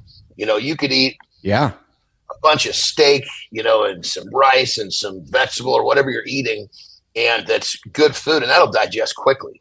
You put a Big Mac in there, next time it comes to eat, you're going to be like, holy shit, I still got that thing in my stomach. Yeah. This is really hurting to get my next meal down. Yeah. All right, we're going to wrap this up here. I'll leave this with this comment, and I think we're going to come back to this over many shows here. But Eddie Hall is a great example of do you want to be strong or do you want to be aesthetically lean, right, Johnny? Because you probably can't be both, right? So Eddie Hall is the world's strongest man, but Johnny's not getting on stage and winning an IFBB Pro competition because they're two very completely different goals. Yep. And again, as somebody who's been to the gym nation, I'm looking at you guys like me. You go to your trainer. Hey, I want to lose weight and I want to be strong. Oh, but what is it, Keith? Do you want to lose weight or do you want to be strong? Or do you want a better composition? Do you want to be like Eddie Hall or do you want to be like Jon Andersen, lean? And that's my goal with this show is to keep teaching people that question when you go to your trainer. Because when you go to Marty and you say you want to be strong, he's making you strong. He's telling you what to eat. He's going to make you strong, but you might not have that six pack you desire. Right. So there's different goals and different goals and different process to achieve that goal. And you look no further than Eddie Hall. The world's strongest man is not the jacked lean dude with the 12 pack on his abdominals there. So what a great chat today, John. Great insights, brother. I appreciate you. sharing all that insight with us.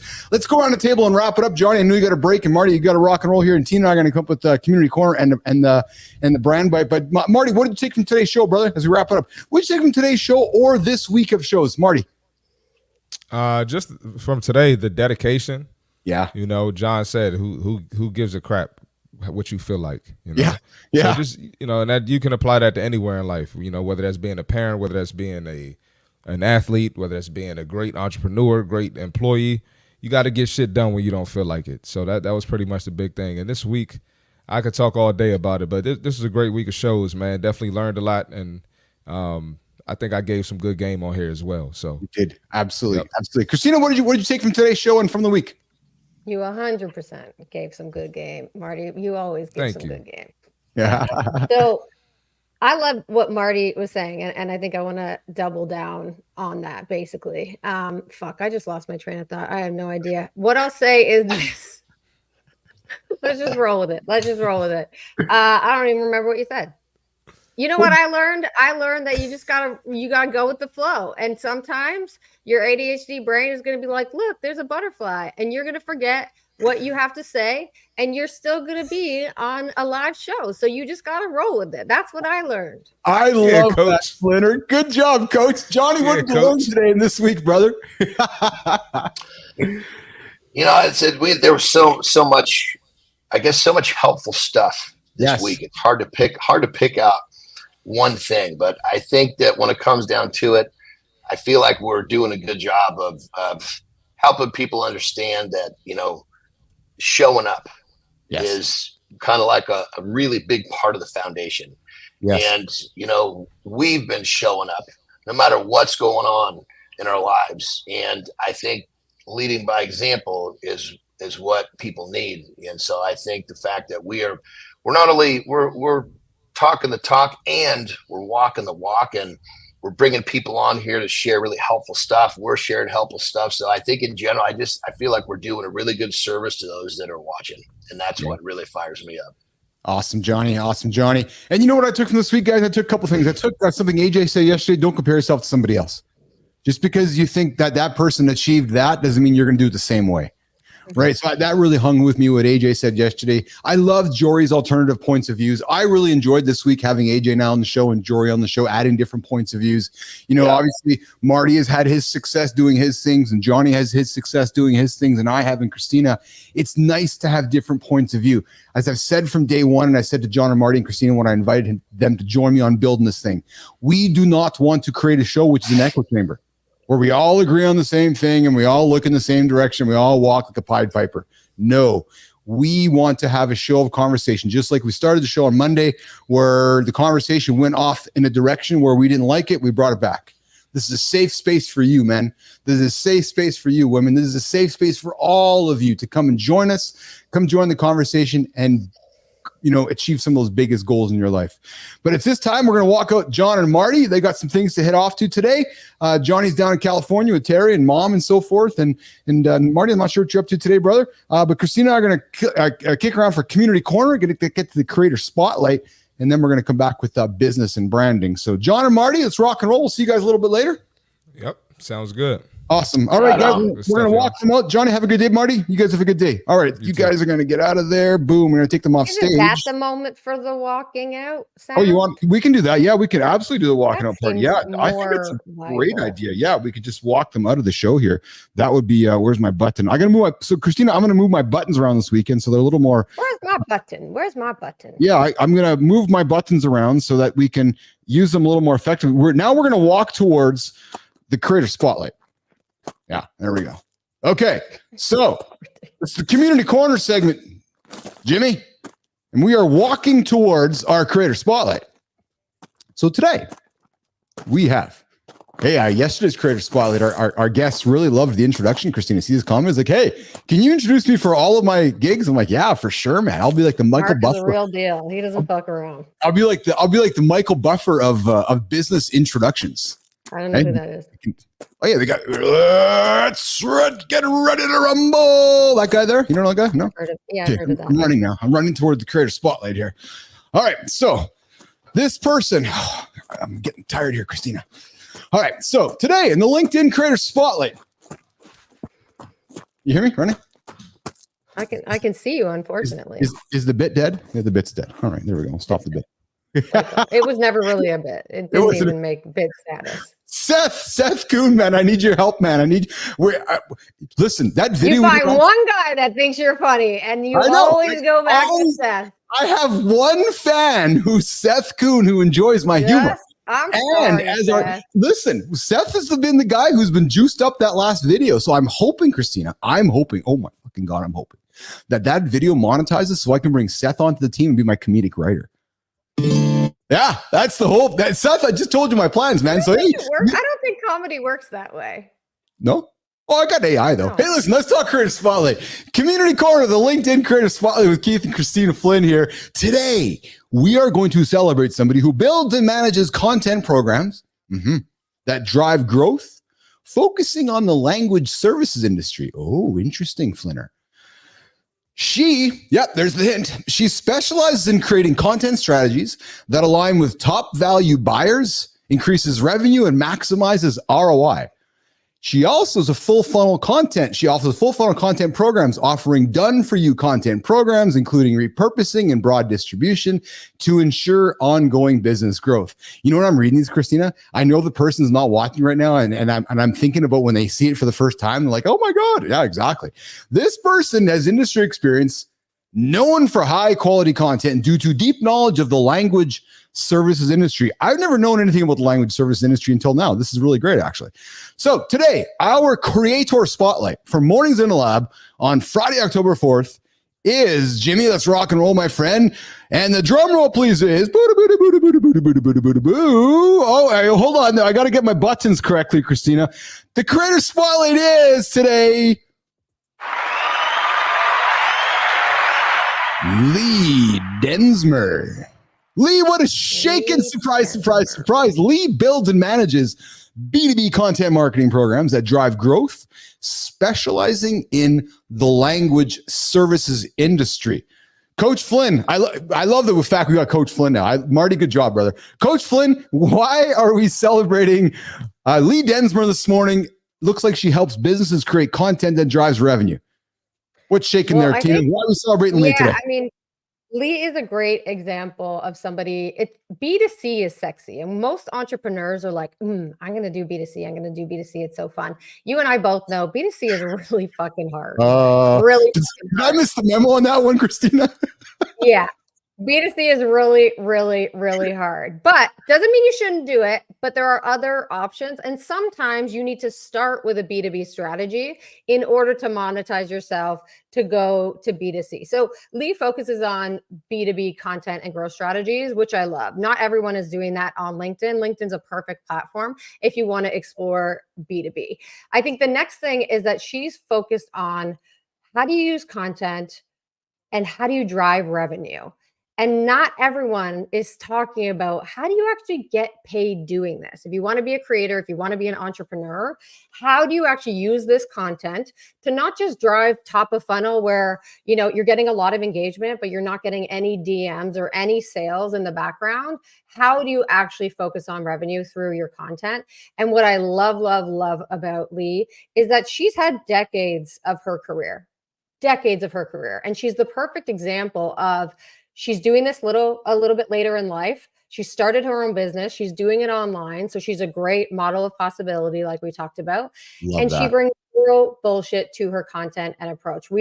I'm learning as I get older, again, no fucks era.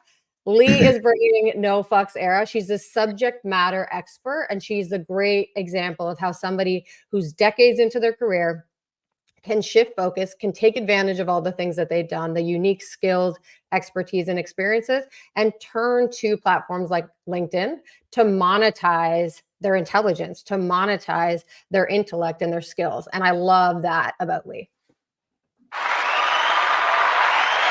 Lee Densmer, we are celebrating you here today on Mornings in the Lab, the Creator Spotlight. Hey, listen, if you're tuning in right now wondering what this is all about, we love to celebrate humans on this show. We love to celebrate who you are, what you've accomplished, and great content up on the LinkedIn platform.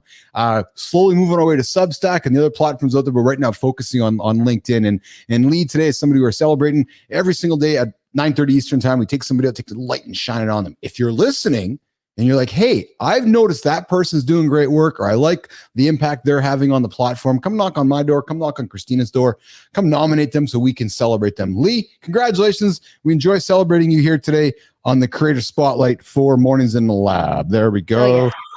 All right. Kristina, we got lovely Lauren up here saying, I love you. You kill me. Yeah, I agree. Lauren, she's brought a different level of humor to the show here and a different level of GPG R-ratedness, which I'm also enjoying. I thought I dropped the F-bomb every now and then, but I'm actually saying nothing compared to Flinner here. It's a problem. It's a problem. I'm going to remove the glasses And we're going to move to our business and branding segment. I would go to the sit down camera, but I apparently forgot to turn it on here now. So I'm going to stay standing with this right now. But Tina, we're going to talk the importance of a compelling brand story today. And apparently did some reading. Somebody gave me some notes. 55%. Who's that? Who gave you notes? 55% of consumers are more likely to buy a brand. Are likely to buy from a brand that tells a compelling story. That's the source of head stream. Tina, let's lean into today for business and branding, this idea of building trust through authentic storytelling. Where do you want to start? I think for me is first, I want to debunk what storytelling is and storytelling is not, because I think there's been a lot of confusion in, let's just go with content. We'll start with that of what actually is authentic storytelling. First and foremost, I want to say what storytelling is not. Storytelling is not trauma spilling.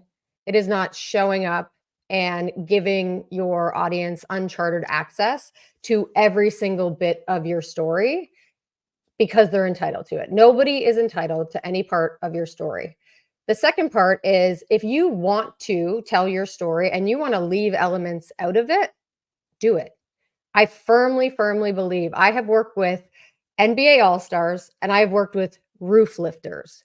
And I promise you, I can make a compelling story out of both, equally out of both. And so I want to establish that because I want to give people that insight of this is not about showing up, being your most vulnerable self at all times, sharing all the dirt, because there's a lot of energy and emotion that has to come with that if you're showing up in these spaces and doing that every day. It's a matter of first understanding your story and figuring out how to move forward with it. Give me your thoughts, Keith. No, I'm going to float back to you, but because I want to throw it this way, Kristina. But what does it all mean? So, and I'm going to throw that out there because we've been talking all week around personal story and personal brand. What does it mean, though? So, okay, I guess what I'm asking you is, don't just throw everything out. It's not just a woe is me. This is my story. I'm only going to tell you this. I'm only going to tell you this. I'm going to package it up into a little box and share that with you. But to the entrepreneur and the small business owner right now who's talking about creating authentic stories, the roof lifter. What even is that? Exactly. What the hell does that mean, Kristina? Right. So when you think about storytelling, you want to think about creating connection with your audience. In order to be able to create connection with your audience, you need to know who is your audience. Who are the people that you're trying to reach? And once you know who you're trying to reach, you're able to gather and be more empathetic, or at least you should be gathering insights as to what are their problems and what are their challenges. From there, you're able to say, great, based on what I know and what my story is, meaning my unique skills, expertise, and experiences, this is now the value that I can offer back to somebody based in real life proof. The real life proof, so the value I'm talking about is I can say, for example, with the brand bite, I could say, these are the top 4 things that you should be doing with your content to make them story driven, right? I can say that, but you and I both know I could write that with AI. No problem. In a matter of minutes. Where it becomes more compelling and where I become differentiated is say, these are the ways that I have used story in my brand, or these are the top 4 things that I have used and I have learned based on my unique skills and experiences. So to me, story is the proof points that back up the value I'm trying to offer and prove to people that I'm actually somebody that can solve their problems and challenges versus just saying a bunch of bullshit, quite frankly. So the key is the I, is what you're saying, because the key is the I. Right. So we as humans have been conditioned to buy from brands, corporate brands. We all know that those brands have stories attached to them. What you're saying, I think, if what I'm hearing you correctly, Kristina, is in a world of personal brands, it's now important for that roofer to confidently tell his story so that he can find an audience that relates to his values, relates to his experiences, relates to his purpose, so that they can go, oh, I like Joe the roofer. He's kind of like me. I want to go and work with Joe. Oh, Joe's been through, maybe Joe shares that he's been through divorce. Maybe Joe shared that he started from nothing and built it into something and sold something. But what you're saying, Kristina, is those little micro moments, or maybe something like myself, dropping little tidbits of my story along the way. Somebody go, oh, so Keith's been in business before. So that's what you're saying, Kristina, right? Which is making those I moments linked to experience so that you as a potential buyer can go, oh, I'm kind of like that guy. Oh, I'm kind of like that girl. I want to learn more. Is that what you're saying, Kristina? Yeah, I mean, people want to buy from people, and we have been conditioned to buy from corporations, but we've also learned that we can't always trust corporations, and you can't always trust anyone, period. So what you're trying to do is you're trying to establish trust, and you're trying to establish greater connection between you and your audience. We've talked about this. This is very much so not my opinion. This is based in neuroscience. Yes. And there's a couple elements to look at. When you talk about facts and figures, 2 areas of your brain lights up, or 2 areas of your audience's brain lights up: processing and comprehension. All they're trying to do is take the information in and go, okay, what are they actually saying? They're processing it. When I tell a story, it lights up upwards of 6 areas of your audience's brain. And the reason for that is because it leans on memory and emotion. And of course, the processing and comprehension is there, but all of a sudden they are doing something called mirroring that is actually your experience becomes their experience. So if you say divorce, even just saying I was divorced, your audience member is going, oh, interesting, I'm also divorced. When they think about their divorce, they're going, oh, he's just like me, or fuck, my parents divorced, or wow, I didn't know that about him. That's interesting. Like I'm not just taking in information and saying, what does this title mean? I'm saying, how does that apply to me? Because our brains are wired for that. That's evolutionary biology. That's interesting, Kristina, because that's like, when I hear you say that in a third party way, because I'm the example in this situation, the divorce example. But when I'm hearing you speak to it, it's like hearing a song, isn't it? And relating to lyrics. Right. And playing that song over in your head, going, oh, I relate to that. And you lean into the song. And what you're saying is the same thing to a business person or to somebody who's looking to establish their personal brand. That's what you're saying, isn't it, Kristina? Yeah. And let's look at this, points, right? Business and athletes. We talk about it. The perfect way to exemplify this example is sitting down and watching, let's say, an NBA game. You have 2 different commentators and 2 different broadcasters on. You have somebody that does the play-by-play that is talking about what is happening on the court and when, who is moving where, facts and figures. Yes. Then you have somebody that does color commentary that comes in with story. So not only are there 10 people on the court moving around a different position, there are now 10 people on the court who have their own life experiences that all of a sudden I'm connecting to in a different way. The NBA does this really well. They tell you the behind the scenes. In the commercial breaks, I'm getting interviews about them and what they do and their families. If they just kept it to what was on the court, they would limit the audience to only those people that know what's happening on the court. But instead, my mom can watch basketball and really enjoy it because she gets connected to whatever, a Kyle Lowry or a DeMar DeRozan, because she learns about them as humans. She cares about them. It's not just the plays.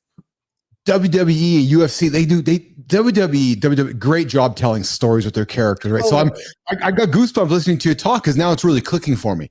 Because when you said the NBA, yes, look at me, fucking awesome. Yeah, but we, growing up here in Canada, here, hockey dad, hockey. Nobody could argue the NHL does a poor job telling stories when you compare it to NFL and NBA. So when I hear you say that, I'm like, right, that makes sense to me because I'm not an NBA fan, but I know the stories of a lot of players because they do a good job telling them. Same with the NFL. And they train. So the NBA and the NFL, 2 great storytelling leagues, they are training those athletes in terms of media preparation on what to do. The NHL arguably does a horrible job training. So when we're even interviewing them, We're Yes. getting a robotic response. Yes, Like their yes. on-camera response is very robotic. It's very much boundaried. We get the Yes. same thing from almost Yes. every player. It's boring. So Yes. that's a perfect example. I love story. I do not like watching the NHL because I agree. I don't feel Yeah. connected to it. I At don't feel all. like, and I don't really care about the game, but I don't have to care about the game if you're telling me the stories that allow me to connect with people, but you're not doing that. Okay, so you hear Business and Branding with Keith and Kristina here. The last segment of our show, we talk business, we talk branding. I got a contrarian side for you, Tina. All right. I guess I'm going to throw ball you. All right. So almost 40% of businesses fail to tell a coherent brand story. What the hell is coherent? A very simple, coherent brand story, leading to customer confusion, looking around everywhere, wondering what the hell. So some would argue, Tina, that not every business needs a carefully crafted narrative. I'm just a roofer, Kristina. I don't need some brand story. What the hell is brand story thing? I don't need one, Kristina. I'm David Sowers, Royal Restrooms. I don't need a brand story.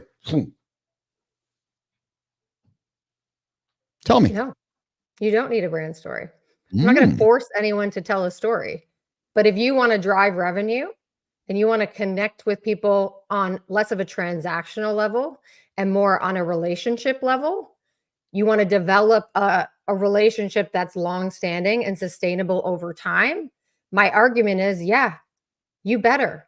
Because otherwise, you're going to be so focused on trying to get the next client, the next client, the next client to keep your funnel full versus your audience being really connected to you and what you offer so that they will buy anything you fucking put out there because they want to support you. Yeah. It's not always about the product.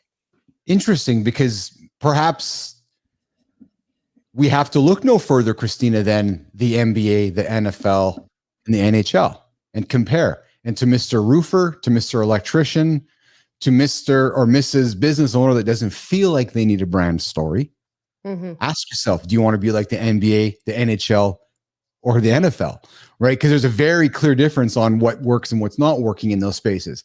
And and almost what I'm hearing you say too is that storytelling is as much sales for the next generation. 100% sales. Because that's what it is, why right? I don't think it is trauma spilling. That's why when everyone thinks about it, they're like, well, I'm not that interesting is what people think. Of course, you can't see yourself for the way that other people see you. And there's a ton of examples, and that's also neuroscience. But there is a compelling story there. And with story, we want to be able to do two things. We want to be able to connect with the people that we believe our story resonates with, but we also want to repel the people that I don't resonate with. So for example, in my story, I don't talk a ton about being queer, but I put it out there because I don't want to waste my time and I don't want to waste yours. If you're never going to buy from me because you don't like queer people, fucking tell me now and go to a different page. Stop wasting my time. So I end every post with, if you like this and you aren't afraid of queer people, hit me up in this way. And then I do my CTA because I want there to be no questions about my identity. And I want to get you out of my funnel if you don't belong there. So that is also a mechanism for you to repel the audience that is never going to buy from you in the first place and not waste your time. That's awesome. Wow, that's powerful stuff, Kristina. You know what? Maybe I'm going to bring this segment to a close by bringing up, I think, one of the greatest business cases over the last 10 years that I think will be studied around product market fit and around storytelling. I think perhaps I'm not a fan of her music for the most part because I'm not in her product market fit, but Taylor Swift is the ultimate product market fit for you're my audience, you're not my audience. If you don't like me, go somewhere else. She's the ultimate storyteller because she connects with her audience and she knows who her audience is, her audience knows who she is. And just like you've just said, if you don't like the fact that I'm queer, go somebody else. And it's the same thing that Taylor has done with her product market fit. I think it's a great case study there. Kristina, comments on Taylor Swift's product market fit storytelling as we wrap up the segment. A story that actually made me really respect Taylor Swift My kid, fucking 5 years old, doesn't even know who Taylor Swift is, and asked me if I was a Swiftie the other day. That's the power of branding. I was like, bitch, you don't even know what a Swiftie is. You don't, like, you're 5 years old. We don't listen to her in the house. But anyways, that's for another day. Don't even know what she is. Yes. Sometimes I say that about my kids. Oh, I love it. That's awesome. It's cute. It's Yeah, cute. of course. I know. Yes, Yeah, I'm gonna get canceled for that one. For sure. Anyways, so a story though made me really respect Taylor Swift. And it was a story of the first time that she was ever on SNL. And Lorne Michaels was telling the story. And he said, we obviously open up the show with a monologue. And we, in the background as creators, we come up with that monologue and it's collaborative, but we kind of come up with it. And then the presenter or the guest for that week ends up giving the monologues. Taylor Swift showed up to the first time ever on SNL with the belief that everyone created their own monologue. And she had done her own song and her own monologue, and it killed, it crushed. And he was like, what the fuck? Like the effort that it took, and then the assumption that something was the way it was, but then not clarifying it, especially from a talent perspective, and being like, oh, I'm gonna write my own song, then I'll do a monologue because that's what people do. Then to have it crush, I was just like, unbelievable. Like that to me connects me on a different level because I've got a lot of respect then for how she operates and the talent that she brings to the table. Yeah. You're talking business and branding. Keith and Kristina Flynn here. Mornings in the Lab with Keith and friends, wrapping up the show here today. Our 2-hour segment is wrapping it up. And it's time to go. Weekends around us. I'm just going to remind you guys, if you are a business looking to learn how to be an athlete, you're on the right show. If you're an athlete looking to learn about business, you are on the right show. I encourage you. I'm going to remind you, and I'm going to ask you. Yeah, true story. Like the channel, subscribe to the channel, or comment, share it with your friends. Tell people you've discovered this wonderful show to help you guys get going in the mornings. We're going to be back on Monday. Tina, what do we got on Monday next week? I haven't looked at the calendar admittedly yet. We have guests on Monday? Shit, I haven't either. Busted. Yeah. Hey, yeah. So we are building the airplane as we fly here, so you guys know that. And I know you business guys are like, yeah, I haven't thought about Monday yet, so we're just keeping it real. So we're gonna get back to it, and I got a lift you to get to before we get the rest of the day going on here and around the corner here. But I'm gonna leave us with this. Yeah, there's that sound effect, Tina. Let's get out of here. Good show, kid. Did you have a good birthday yesterday? Oh, so good. I got to interview my best friend on stage at a tech conference. I love being on stage. I love hanging with her. And then I come home and my wife had surprised me with a bunch of my friends here for dinner. Even though she's leaving to go on business in Chicago and already left this morning. Like, talk about being the luckiest person of all. But yeah, great birthday. Excited to chill with just the kiddos this weekend. It's going to be good. It's a great fucking week of shows too. So I feel really great. It was a great week of shows. Great week of shows. Great week of momentum. And we'll see you guys on Monday. Mornings in the Lab with Keith and friends. Take care, Tina. Later.